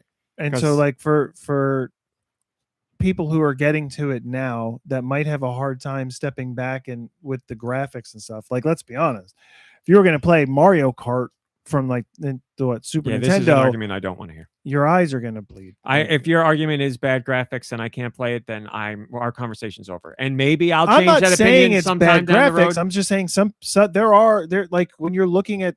No, we're not. I'm not talking about Mario Kart. I'm talking about your statement of maybe some people look back at old games, and then you joked about Mario Kart, but old games and they don't like the graphics, and that's a turnoff for them. So they are not likely to play those. Yes, I don't want to hear that argument. I disagree with that argument. I'm not saying you're wrong, because anybody can make any decision they want when it comes to what they're going to play. But for me, that to me is you saying I fundamentally don't understand how to engage with or understand the entertainment I'm not saying medium. I have that, and I'm not talking about you. I'm talking about there's millions of people who are playing games, and there's probably hundreds of thousands who think that way. And it's not that they're wrong. It's just that like they have a hard time doing it. Yes, and I say that hard time accepting it, or just falling into it and enjoying it for what it is, despite the fact that they have this thing that they're looking at and they're like, I just can't get past it. And I say that's the same thing that I have a hard time. I don't choose it. If I'm watching something and the special effects or like the visual graphics or visual effects or whatever are really bad, I cannot help but see it, and it takes me out of the experience. Like I'm not choosing that. I just like, I really, it's involuntary. I understand, and you and I differ on this, but I would not say you're wrong for it. But there is a difference between what you would just say is low quality special effects in a movie versus what a system hardware was capable of years ago.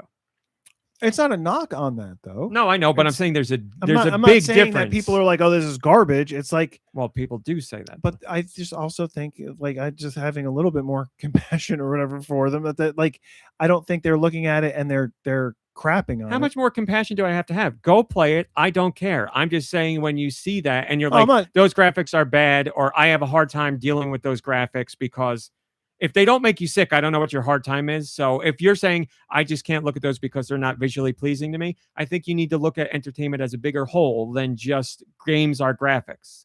That's my opinion. But I'm not going to say you're wrong. I personally think it is wrong, and it makes me sad. But if you're not going to play because of that, because you can't connect with the experience that way, then okay, it is what it is. But then that means I guess you're going to hit that point with every medium ever. I wouldn't be surprised if there are people who, like I said, involuntarily like get like detached from it, not by their choice, but just because it's not involuntary, because you know it's happening. You're just deciding not to look into it more.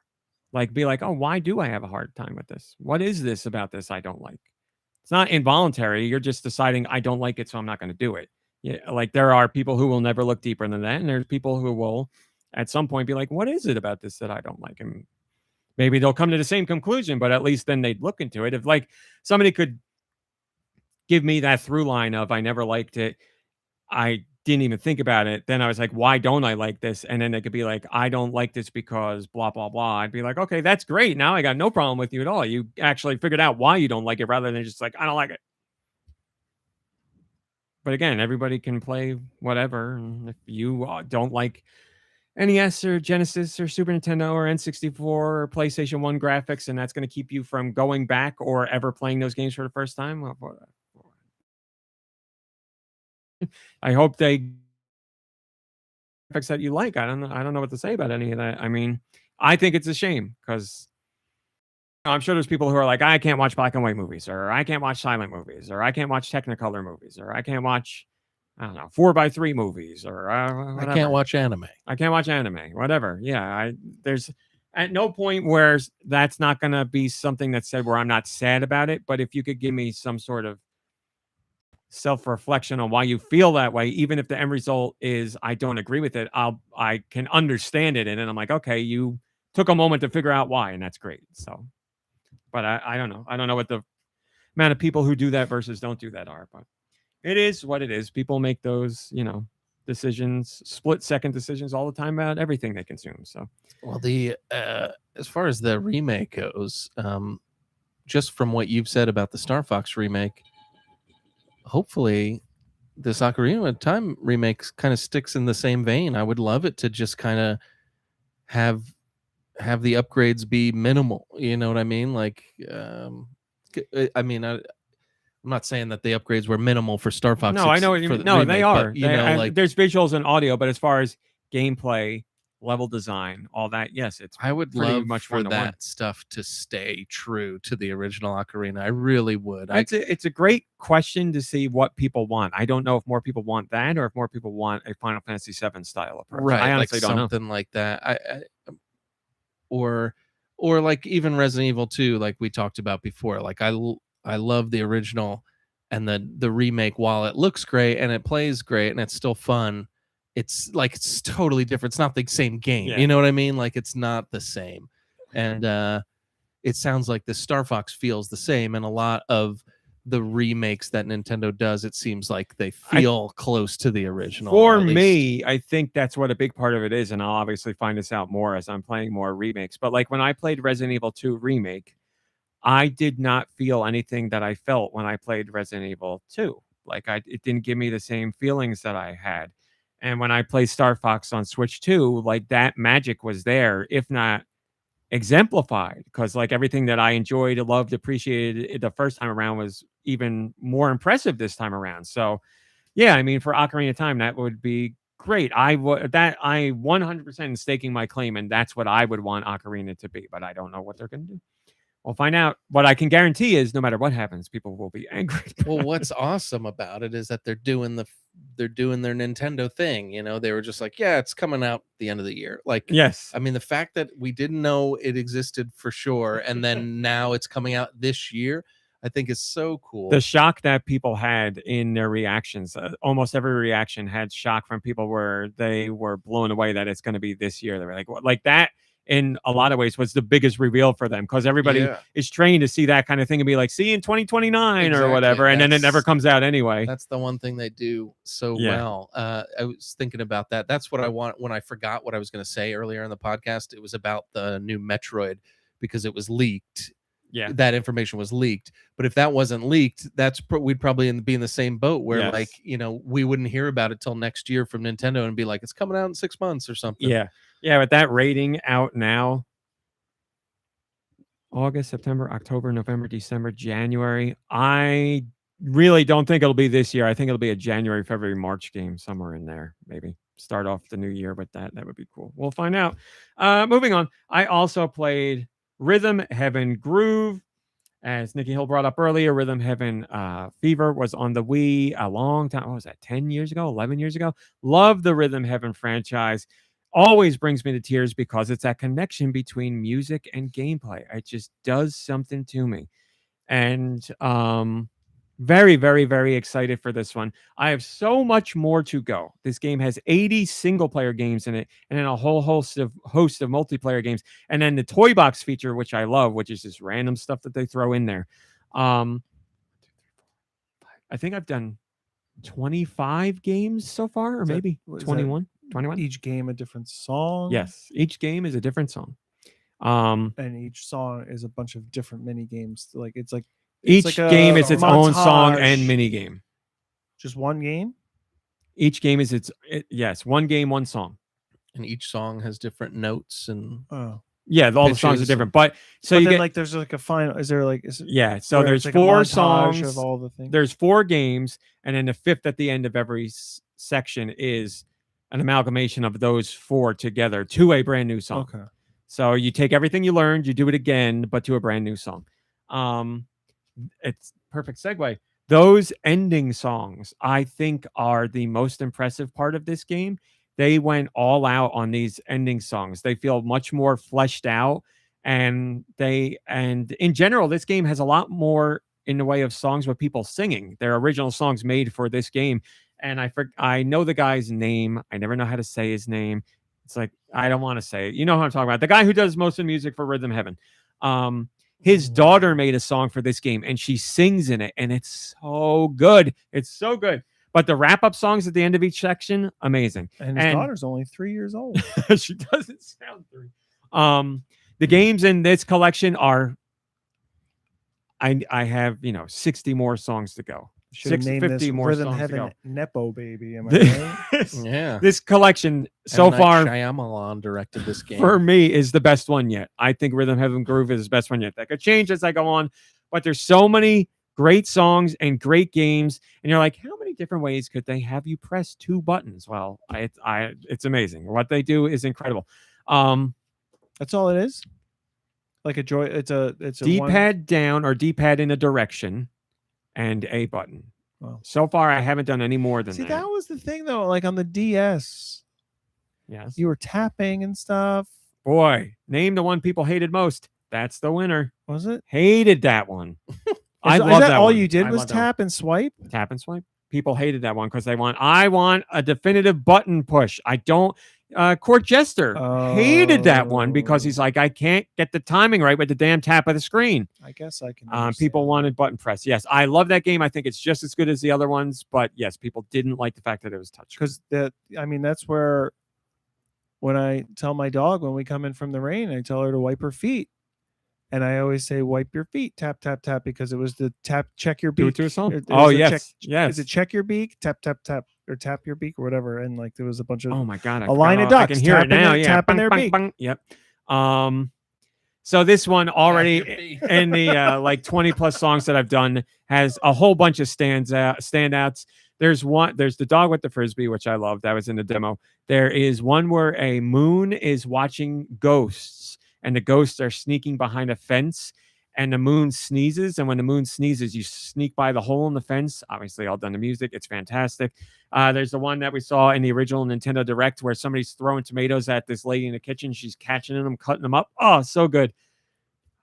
There's so many of them are good. But I think my favorite one is a guy who has his back to the camera. He's a muscle man. He's like on a beach, and they throw fruit in at the guy, and you have to hit on the beat. And when on the beat, he bounces the fruit off of his muscles. So it bounces from this arm to this arm.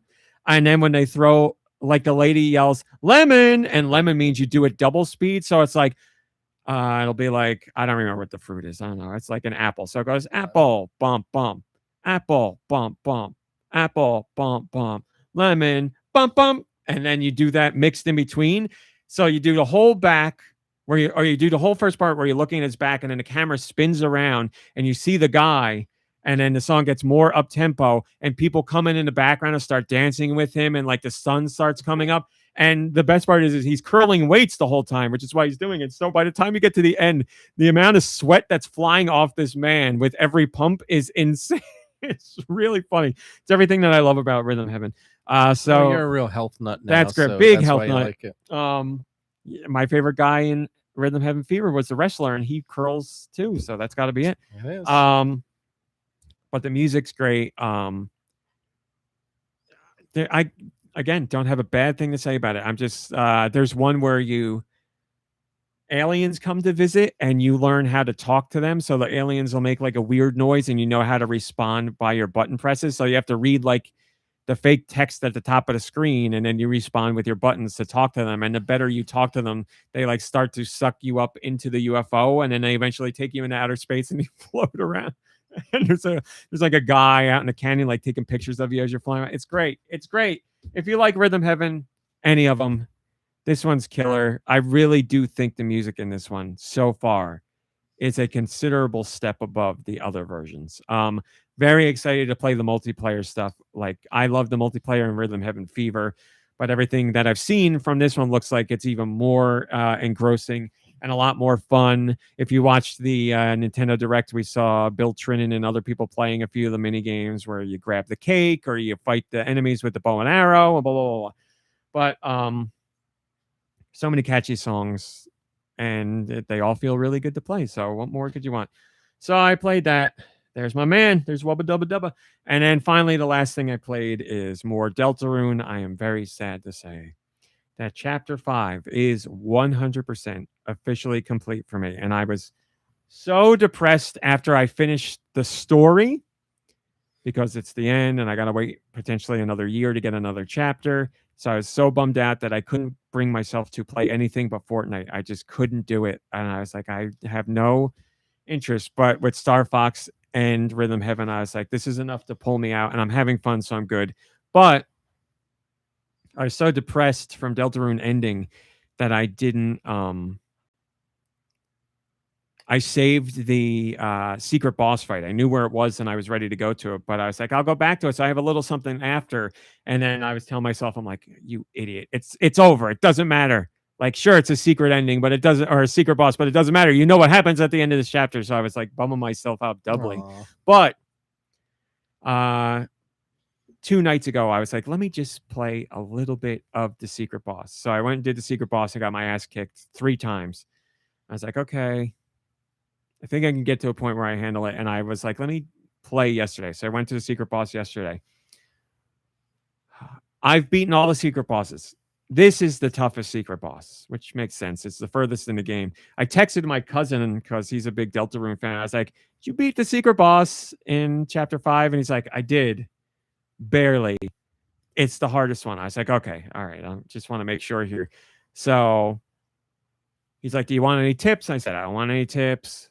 I was like, well, you know, there's something. I was like, I know the armor thing. I read the guy in the game, blah, blah, blah, blah. So I sat, play it last night. It's kind of spoilers. I won't say who you're fighting, but it's a character fight that has like traditional Deltarune stuff. You're the heart in the box, but it also has like a dating sim element to it where you have 2 characters that both ask different questions, but there's one answer that will apply to both, and you have to cycle through the answers in a time limit to find it. So one of them is like,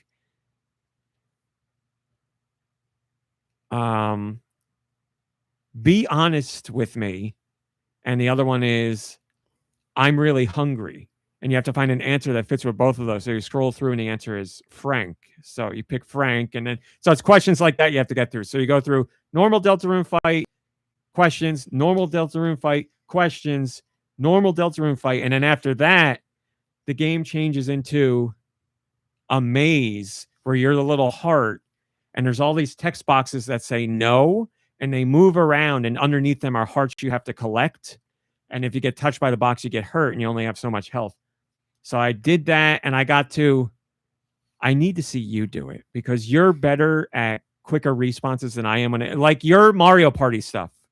You beat me in Mario Party when it's the amount of button presses or who presses it faster. You can beat me. Oh, man. You need a quick reaction time for the end where it's like a little, it's not a maze, but it's a line that you have to go through to get to safe spots.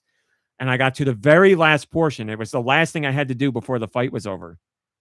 And you have to go like up, down, left, right, left, down, up, down, as this thing is chasing I you. don't think I can handle that. But and I like was sweating bullets and my hands are shaking. And we're in a heat wave. Don't worry. I had 8 health and I'm like, I have 1 chance at this. And I was like, maybe it'd help if I wrote down the directions. And I wrote down the directions. And I was like, no, that's not going to help. And I was like, just sitting there. And I'm like, I just have to go for it. So I went and I did it. And I got 2 clicks away from where I had to get. And I got hit. And I was like, oh.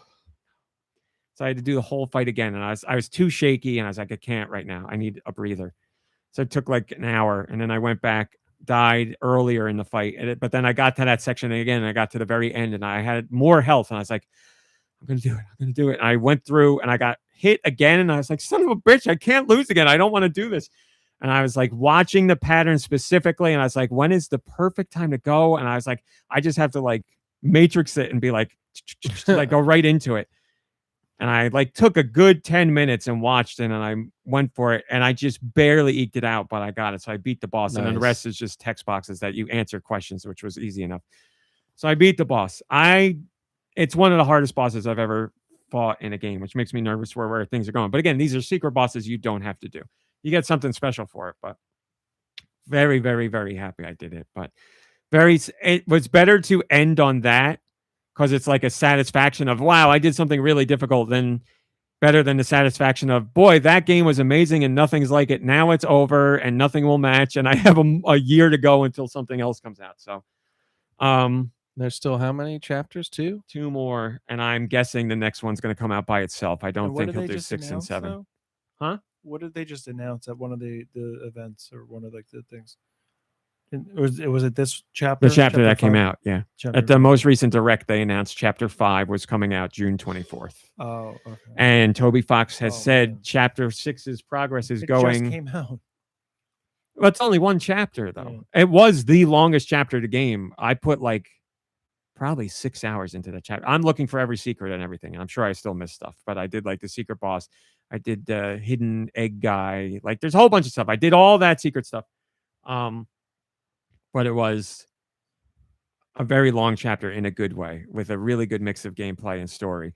But we know Toby Fox has said that chapter 6 is going much quicker than he thought, and he said it's not impossible that some of his helpers can move on to chapter 7 before the year ends. So maybe I won't have to wait a whole year for chapter 6. I don't know, but it's going to be at least a while. Spring, helpers? Summer. Yeah, he works with developers now. He's still the guy that does everything, but now he can, dictate stuff to. It's a small team, but it's better than just him. So yeah, chapter 5. Radical Defect says it doesn't make me happy to hear I can't beat chapter 3. I mean, chapter 3 was very difficult.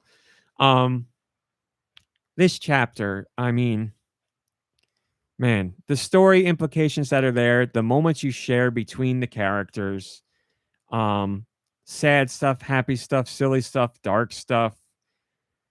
It's just so impressive what this guy does. I can't wrap my head around how he thinks of so much and weaves it into a singular experience. It is really, I really will never be able to figure it out how one person is capable of this. And now we know that he only made Undertale to get to Deltarune.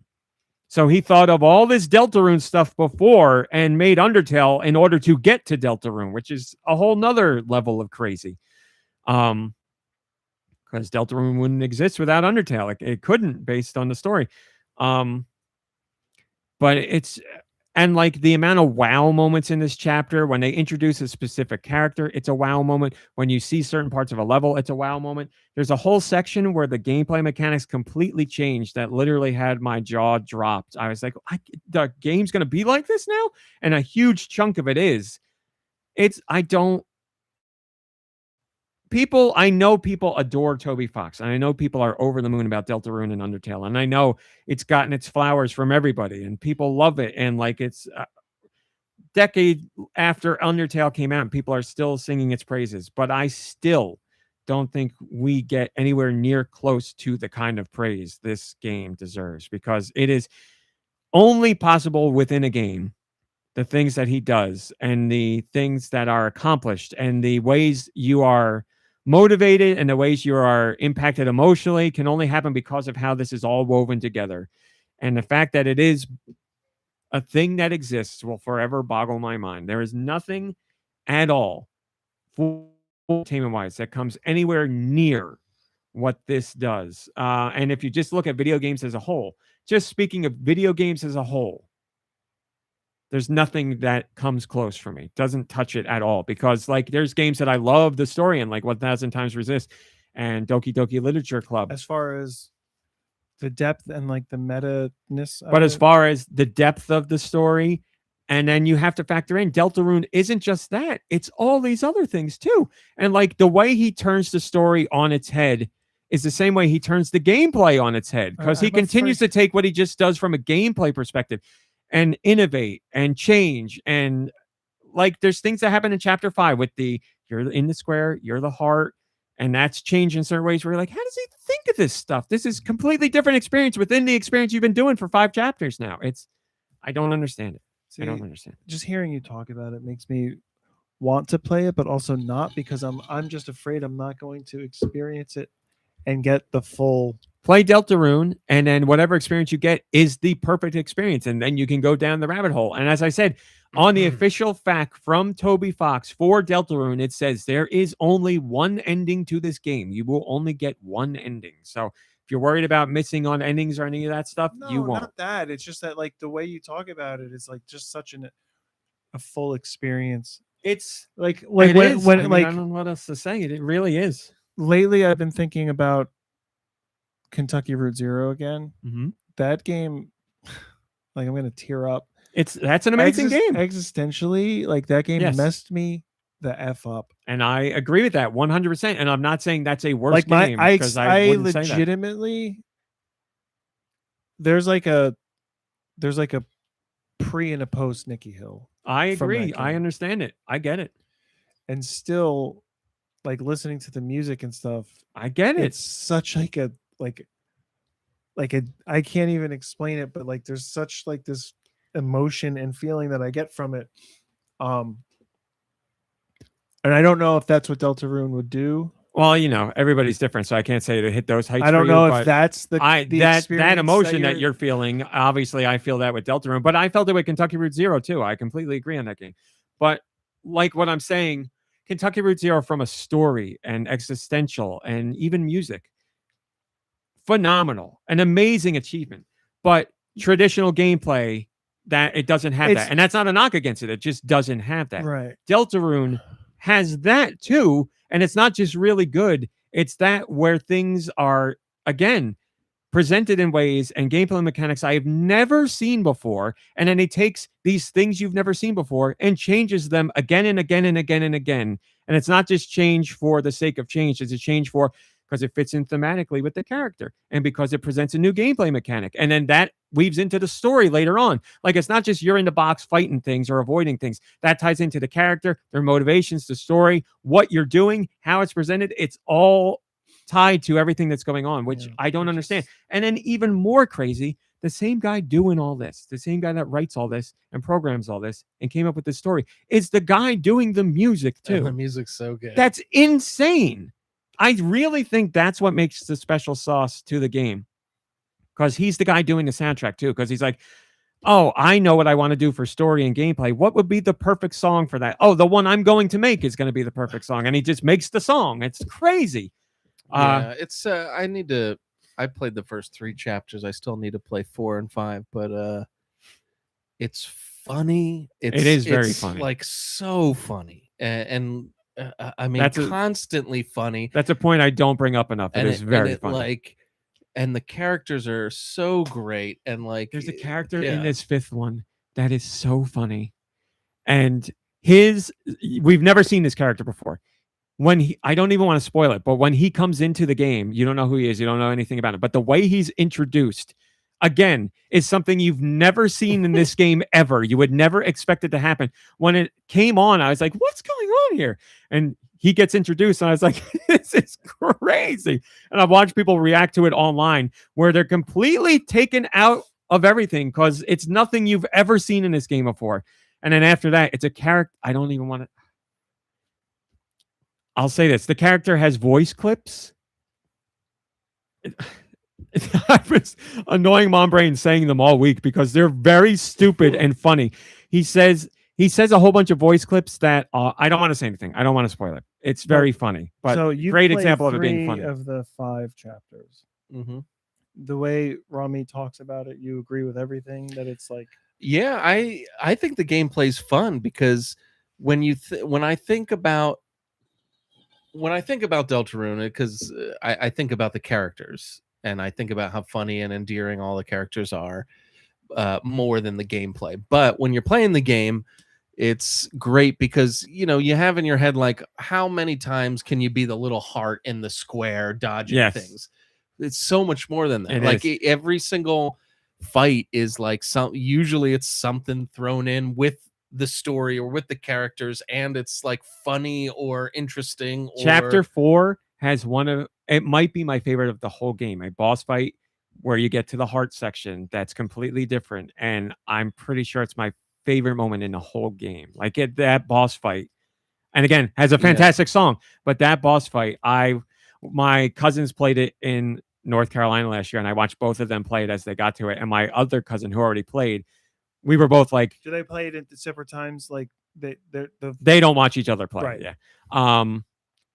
The cousin who has played, we were both like chomping at the bit, waiting for them to get to this specific boss fight because it starts off very unassumingly, and then you get into, and they're like, "What? This is like a whole different." And we're like, "We know. We've been dying to see you get to this part because it's completely different. It's really engaging, and it is very funny. It's like really, really funny." That's the one thing. Like, I can't stress the funniness enough. Like, there's a lot of games that try to do funny, and you just kind of are like, meh, and then you don't think about it, but you just like forget about it. This is like constantly funny. You like, never get that feeling from this game. You and like Toby's humor. He's very self-assured of his writing in general, and that includes his humor.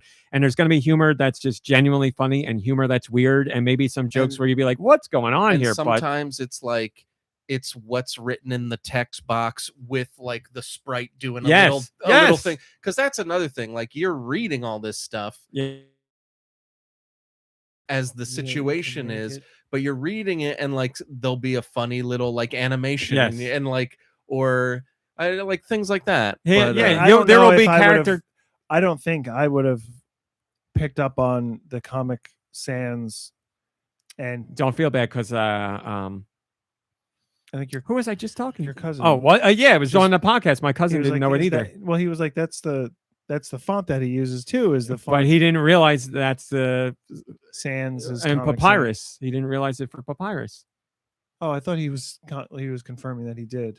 He didn't realize for one, but he realized for the other. Oh, but okay. yes, Sans is written in Comic Sans font. I just feel Papyrus like so much of it is lost on me. But like, do you feel like the game's watching you? No, and that's another thing I was going to say. With Undertale, look, Undertale's a great game. Everybody loves it. Everyone take it to the hole. But like, take it to the hole. Which hole are we talking about? Basketball. It's that's a what basketball they say. Yeah. Okay. But I'm a big sports guy. Yeah.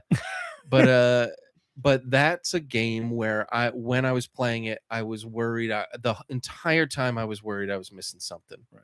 And like, and we did. When we got to the end, we realized. Yeah, but everybody does. No, but like, Deltarune feels like you're along for the ride. It doesn't feel like you're missing a thing. That's the best way to put it. And I'm like exploring, but I haven't found any secret bosses. So I've clearly not explored enough.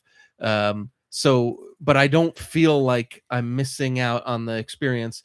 I mean, I am missing a part of the experience, but nothing that's gonna like be a detriment to the game as a whole. Deltarune is much more like yes, narratively, you're along for the ride, whereas Undertale is you are the ride. Because the way you've talked about Deltarune 2 makes me think a lot of the Stanley Parable, where it was like, I'm going to do this. No one's ever done this before, and the game is like, okay, so yes, you're not supposed to be here. Undertale very much will call you out on that. Undertale will.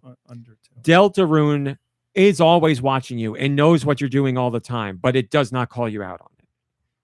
Like, you will do things based. You only acknowledge it or recognize it because you're hyper aware of that or something. Like, well, no, there's plenty of things that I will pick up on while I'm playing, but also I'll go watch videos online afterwards or read conversation and be like, I didn't even know it was doing that. I didn't know this was going on. Okay. But everything, even more than Undertale, everything you're doing, everywhere you go, everything you choose, everything you buy, the game is watching because it will impact. This character will say a different line. This thing will look a little different. This might have a big change over here. So it's not something that you always realize you until can't, after the fact. You can't. Because the way you talk about it. No. Like, you're like blown away by it in the moment, but you're not always blown away by it in the moment. Well, the things like we are talking about, like, there he is, like the way the battles work and the way right. All that stuff, like we know that changes and we recognize, and the character icons, because there may be a joke where a character has a face that only is ever used for that joke once, and you're like, that's the different. Faces and the little drawings are funny, and oh man, yes, they are very funny. Or like somebody will like, are really funny. Like the secret boss fight in this one has the character that is aware of the meter that you're using to fight them, and during the fight they try to actively push it out of the frame so you can't see it to try and stop that. There's so much more to it than that, but it just, that stuff I love. And then if you look at there's all like this fight has all these meters on it, and there's one that matters to you, but there's other meters for like applause, other stuff is going on. And then even at one part in the fight, the character looks over, the boss looks over, and they're like, why do we have a dog meter? And there's a little meter in the corner that's tracking if dogs come on. There's no dogs ever, but then she looks at it and kicks it out of there so she can do moves differently because it was blocking her. It's crazy. It's crazy. But yes, very much. I'd say, like, if I'm going to be completely honest, just basing on it now, what's in my head, the jokes and the way the battles work and the music and the story, I'm very well aware of that. But stuff that's going on in alternate routes and all the other secret stuff, I'd say maybe I know 20%. And I think I'm being generous on that. And I go online and I'm like, oh my God, I didn't know this did that. There's a whole route in the game called the weird route. I do not know how people have figured out that this exists, other than maybe they tore the game apart on PC and found things in there. But because Toby leaves things in there too to let people know. In there to do things, the game reacts to you as well, which is the Stanley Parable kind of element to it. Yeah, but it doesn't call you out. That's not the stuff that's on the surface that you're seeing. No. Okay, so that's where I've been confused. Deltarune does not. Deltarune really doesn't do that. Okay. I don't think it's doing it, but it doesn't draw attention to it. You're not called out on it. Okay. You know, that only happens. If talked about it has made me think other things. No, the only time it's kind of like when I tell you something that you agree to it, and I automatically think that you've heard it and known it for years, and I'm just late to it.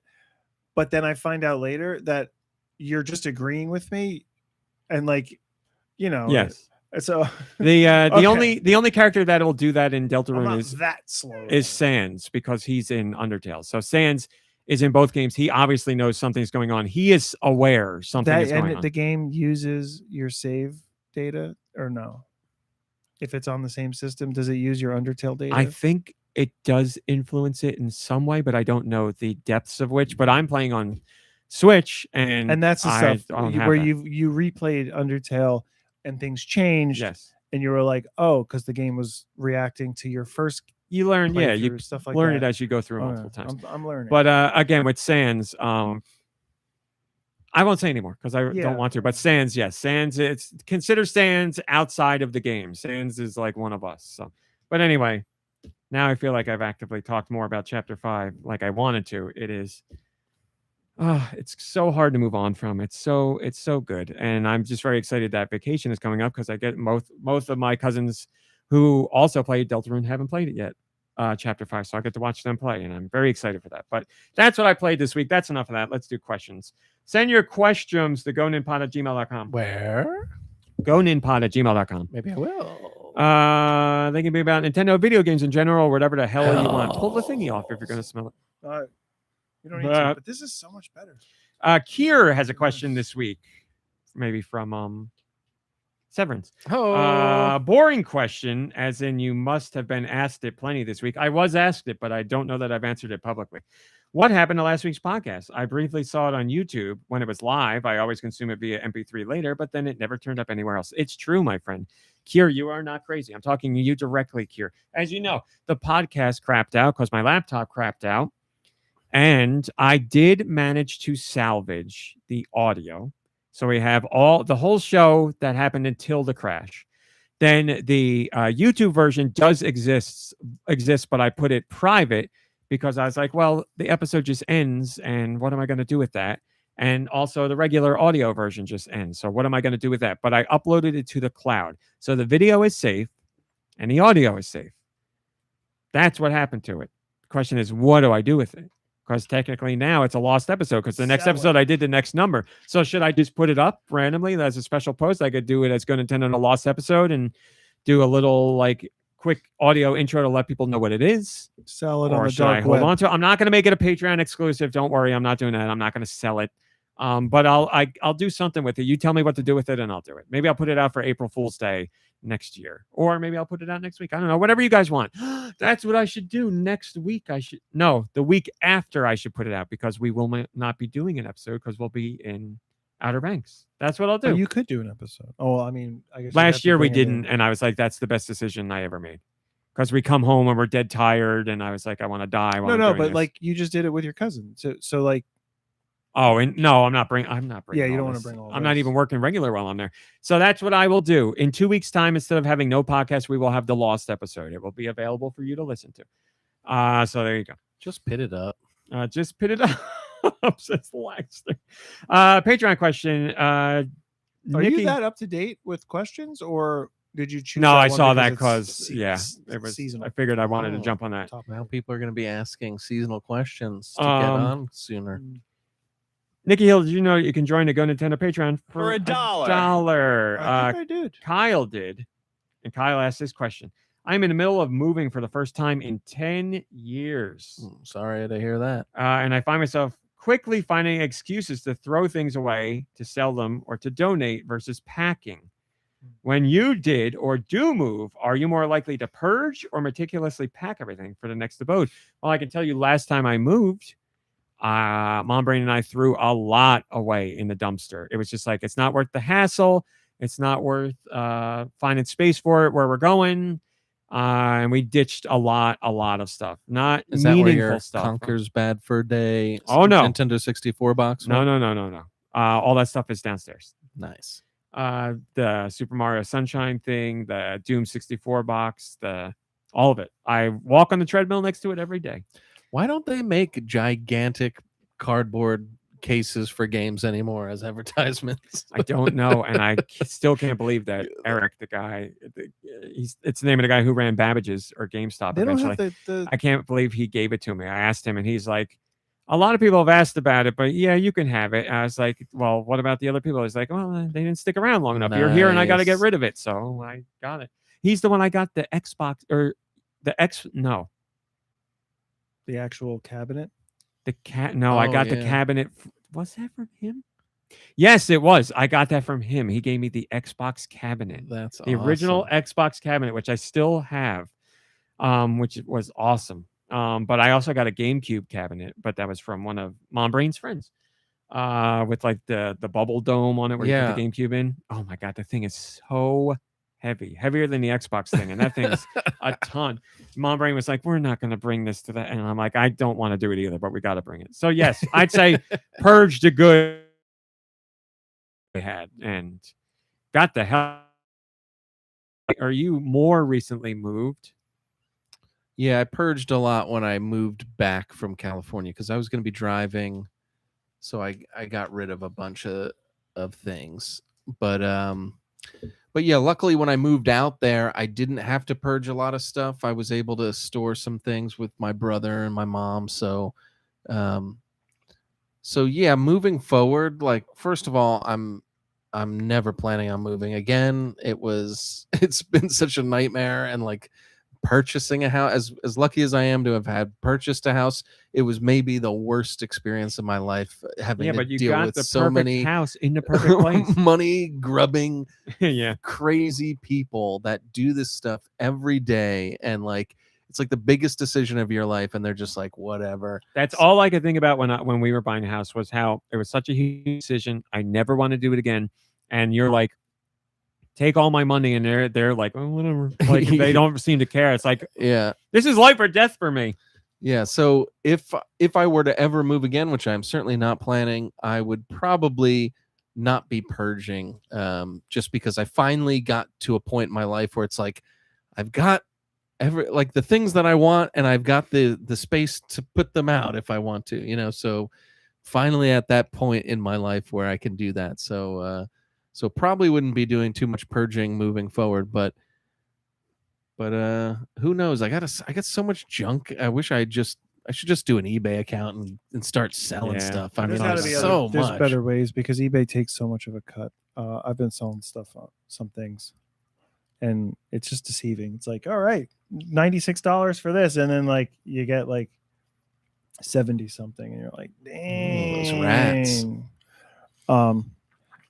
And because I've been selling some things, I feel like I've gotten to a different place in my life, because I am very sentimental with a lot of stuff. When I moved, thing is I moved into my grandfather's house, my grandparents' house. Kick them out. And so there's a lot of things from them. Trinkets. And I always felt like I had a hard time out, because it's like films and VHS of like all of our memories from like decades. And then a lot of other things. And like recent, like I've started going through things. But when I moved there, it's like I didn't move all of my stuff from my parents' house into this house. So my parents' house has a bunch of my old stuff that my parents, like my mom, has been going through and getting rid of.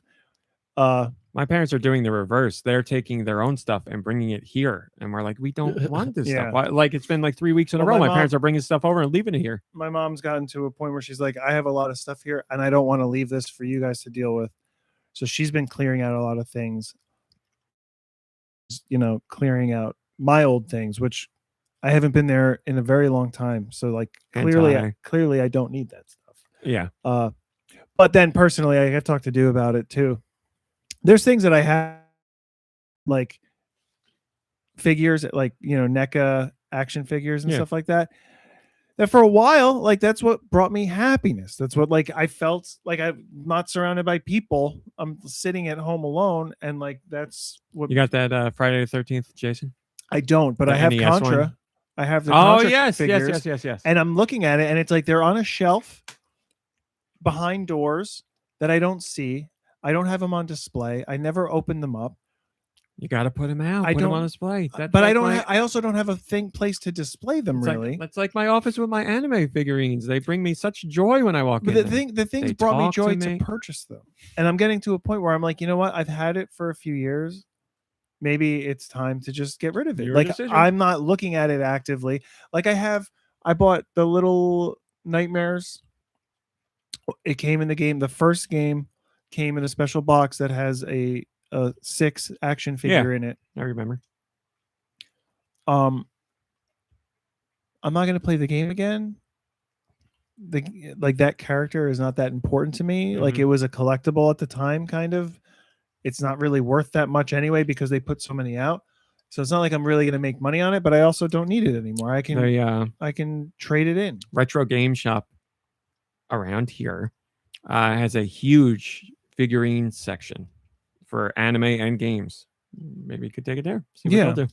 No, that would be great. Or even though They Live, I have the Roddy Piper figure from They Live and a couple other things, and like that one, I don't know if I can get rid of that one. Can't get rid of They Live. The same thing. NECA has the Thing figure, but I'm also like, I don't. Currently, I just got a notification that Over the Garden Wall, the figures from Mondo are just shipped. What is Mon? And I've been looking forward to that. But like outside of though, like Over the Garden Wall is very special to me. Aside from that, like I don't need all these other things. And that's also like a seasonal thing. I'll put them on a shelf, and then when it comes time for Halloween or like autumn, I'll pull them out and display them, you know? Yeah, like with my anime figurines, you know, I'm really into buying them now because like I went, you know, I loved anime all my life. I'm going to like anime until I die, but I spent so many years where I got crapped on for it and couldn't, like, they weren't selling that stuff or anything. You couldn't get any anime merch.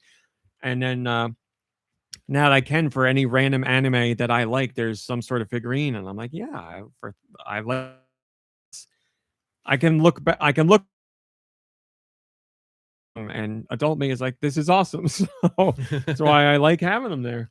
Yeah, and I really liked those things when I like purchased them, but like I said, it's not something I am going to display, and it's just like sitting on a shelf, and it's not serving me. So there's a lot of those things. So to answer the question, purge. I not like a huge purge, but definitely I think, you know, repurpose or huge purger. Or you know, redistribute. Move her on her. Yeah.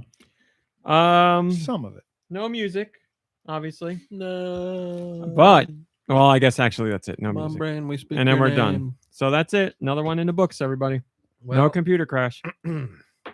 If this were one of the boring weeks that have passed by recently, this would be it. But guess what, folks? It's not a boring week. It's a great week filled with Deux views. It's never news. Rumor of the week with Deux Michaels. Ladies and gentlemen, as you know, there's it's been a while. there's a great segment of the show with Deux where I have spiders in my flies and they go all over the video game realm, and they've been really working hard these past 6 weeks, getting so many rumors that I've got one for you today. These are rumors that you're never going to hear anywhere else, and they're totally rumors. But this one, actually, there's a note on this one. Oh, look at this. This says we're doing something new for Deux Views this week. GoNintendo Podcast. New segment. Cool. This is true. so, ladies and gentlemen, this is actually a new true song and a true rumor. Holy This is crap. a true rumor. So That was great. here we go. Take it to the bank, folks. So we spoke earlier about LARPing and how great it is on the YouTube channels to be a LARPing YouTuber. Well, it's actually branched out from YouTube. It's no longer just on the YouTube space. LARPing historically has only been on YouTube. Very true. Yep, we all know that.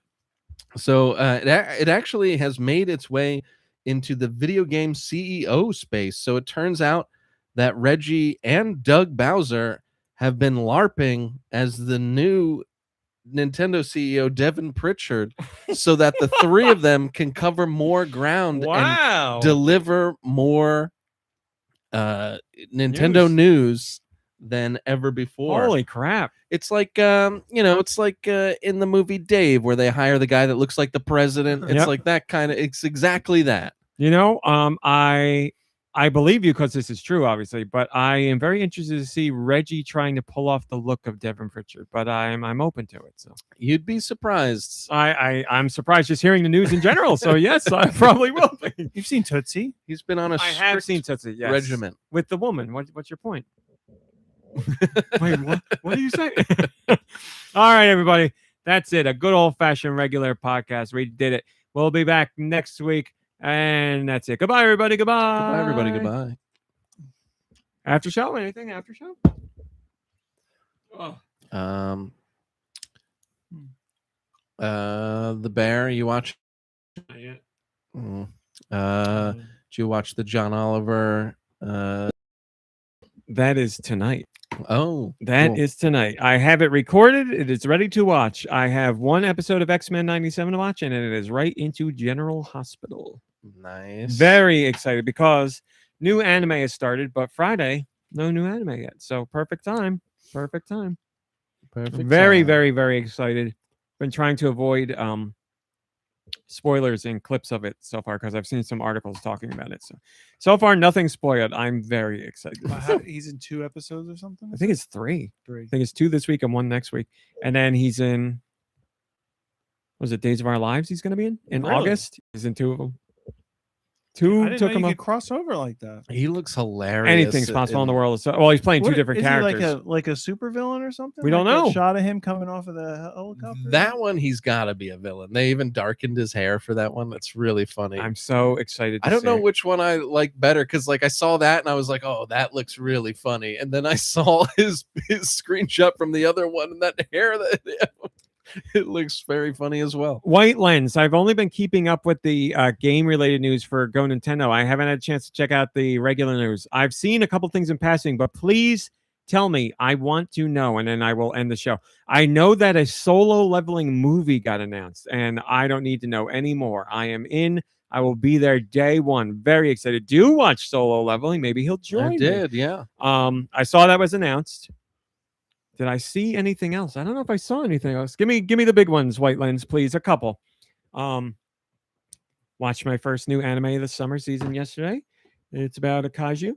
It's about a girl who, when she experiences too strong of emotions, she gets kaiju features. So like a monster hand or scales on her back, and she has to hide it. This is like Turning Red. It's very similar. It was first episode was a banger. This coming week is the brand new Ghost in the Shell, made by the people who did Don to Don. No. Could not be more excited about that. I'm sure you saw Akira is coming Back to theaters. Yep. Crunchyroll. I saw that you were saying about that. JoJo Part 7 Steel Part Run has a scheduled airing time. Well, White Lens, here's my great anime sin. I know all about JoJo, but I've never watched JoJo, and I have always wanted to watch JoJo, just haven't done it, and I feel bad for not doing it. Here's a perfect story. Listen to this. We're off the show. Listen to this bullshit. Dang. My mom comes over yesterday. Unbelievable. What a bitch. That's it. That's all I got. You guys understand. I knew you would. Sounds just like her. She comes over yesterday. As you know, I'm annoying. I've always told my mom many things about watch this anime. She liked Death Note. She liked Death Note a lot. Didn't really care for Frieren. Makes me question my mom. Everybody else in my family, aunts, love it. Weird. I know. Always trying to recommend anime to her. Whatever. She comes over yesterday. She's like, "Oh, I'm watching that show. That new show." I'm like, "What new show?" She goes, "Apothecary Diaries." And I go, "The anime that's aired for 2 years? You're watching Apothecary Diaries?" She goes, "Yeah, it's great." I go, "I recommend anime to you all the time. You never take my recommendations. Then you randomly start watching." Turns out, my aunt is watching Apothecary Diaries and told my mom. My mom's like, "Oh, yeah." And no one told you about this. They later talked about it in a group chat. Because I Is this heard something that you would have recommended, though? my mom goes, "You recommended it to me once," because she was caught and she was upset because she knew I had her. And I go, "No, I didn't, Mom. You know why? Because I've never seen it." Okay. And she was like, "Oh, well." And I was like, "This is a travesty." It's just sad because like you talk to them about it all the time, so you'd think that they would be like, "Oh, have you seen this? We're watching it and it's fun or whatever." Just to like, well, they do talk about stuff. It just in our big group old chat, they just hadn't brought that up. But this is just a this week thing. My mom started watching Apothecary Diaries. I knew that my one aunt watched because her son watches, but another aunt got in on it that I didn't know. But she didn't bring it. They weren't talking about it in the group chat. But unbelievable, these people. But I was like, "Mom, this is like a knife in the heart. What are you doing to me? Like, I can't believe it." And Apothecary Diaries played a game called Banjo Kazooie. It was amazing. Have you ever heard of that? I have wanted to watch Apothecary Diaries, but I wasn't doing my usual exercise routine then, so I didn't have like a set time to watch anime. So set time, bidwit. When I started my walk, about second season had already started, and I was like, I'll get around to it eventually. So I still haven't. But now I'm like, well, my mom's watching. And my aunts are both watching. I'm like, I don't want to miss out on an anime conversation with people I know. You can't. So I'm like, I got to fit this in somewhere. I don't know what I'm going to do, but And North you've already Carolina, missed a season of bear conversation, so you might as well keep on missing. Well, I mean, it came in. I'm trying to make him feel bad. Oh, because he hasn't watched the. He doesn't deserve it, but I stopped watching the fourth season about halfway through because I was like, I found when it to all be the haters stopped watching. middling. It wasn't doing it for me. I was like, we're taking one major plot point that I'm interested in, and we are dragging this out really long throughout this season. I was like, what? Like, let's go. We don't need 6 episodes to find out if she's going to take the restaurant or not. Like, I'll give you 3 or maybe even 4. We don't need the whole season, but yeah, they need to do it more like X-Men 97. I got to the episode where she was with, I don't know, her sister, the little kid, and they were cutting her hair, and they went out together, and she got the phone call, and the kid's telling her, "You should just tell him how you feel." And she's like, "Yeah, I should just do that." And then the episode ends, and I was like, all right. So I don't know how many more I have left. I wasn't hating it. I was just like, this could have been better paced. But I think I'm on the other side of the season. I think I have less episodes than more to watch. Okay. But Yeah, I don't said know. to I was like, I didn't even know the second or the new season got announced, and I only found out it was announced when it was out. I was like, I didn't even know it was coming out already. But I heard that it was coming out like a Andrew week before it came out. It was like that. So much of that stuff. And there's a happening. special episode too between seasons 4 and 5 you gotta watch. Yeah, I'm not played gonna more not of a watch role that. Than I thought it would. You know, I appreciated it a lot more after watching the last season. Yeah. I'll have to. I got my I just got to chill. North here. Carolina week coming up, and there's going to be a lot of. I won't be working at all, so I'll have a lot of time, and Ooh. I'm not going to sit on the beach, and I'll be Have you hanging out in a house or by the pool, so that's perfect time to catch up on stuff like that. have you given up on Spider Noir? No, I'm 3 episodes in. It's just that was a show that didn't have a set day where if it all comes out at once, I got to fit it in somewhere, and that now I'm in between anime seasons, so it was tough. Like whenever a season of last anime ended, I would watch an episode of Spider Noir, and now I'm at the beginning of new anime season. So tomorrow I could do Spider Noir, but I want to see the damn John Oliver thing. Oh yeah. So, yeah, if they drop a whole season all at once, I'm screwed. That's why with X-Men doing 3 episodes, I was like, oh, I got to squeeze it in. I could play pretend and watch 1 episode a week, but usually when it comes to those shows, they're an hour long. So that's like, I walk on a treadmill for 90 minutes. I don't have usually an extra hour to dedicate to something. So I literally thought this week, which is so dumb, but I was like, I'm just going to have to start watching outside of walking on a treadmill too, because that's usually when I play things. But like I could watch an hour. Strange way to do it, but you could give that a shot. Well, I think of treadmill as 90 solid minutes of watching for the day. And then after that, I do a little work and then it's play. And I play like an hour or 2 hours of a game. And then I read a book and go to bed. Oh, did I tell you I finished Beartown? Oh, congratulations. It's all done. It's okay. Did it get better for you? I mean, we know that it did a little bit, but like I by thought the that, end, like, that- were you That happy pivot or in read the it? story hits you pretty hard because you're so, like, for me, you're so ingrained in the hockey. Everybody loves hockey. This hockey It means the certainly world hit to me hard for everything. that reason. And yes. this whole world revolves around hockey and it's important and everything else. And then something happens and you're like, this whole world just crumbles and you feel it more because it's built up that Except way. it doesn't, because all they still worry about is hockey afterwards. Yeah. Most of them. What are there? 2 more There's books? Good characters. Yeah. But they're equally as long and wordy. So I'm not crapping on you for liking the book at all. And I apologize in advance. We will end the show on this. I will need to find it. I said to Mom Brain that when I was reading this book, the last chapter had had a sentence that I felt was one of the worst written I've ever read. She's like, "That you're exaggerating." I was like, "I haven't read a lot of books." So I read her the sentence and she was like, "That is pretty bad." I will read you the sentence. She takes the Just keep in mind this is translated, but continue. Oh, really? From what? French? It's French Canadian? Norwegian or Danish or whatever. She takes the shotgun and heads straight out into the darkness with an even greater darkness inside her. Yeah. I find that to be incredibly cheesy.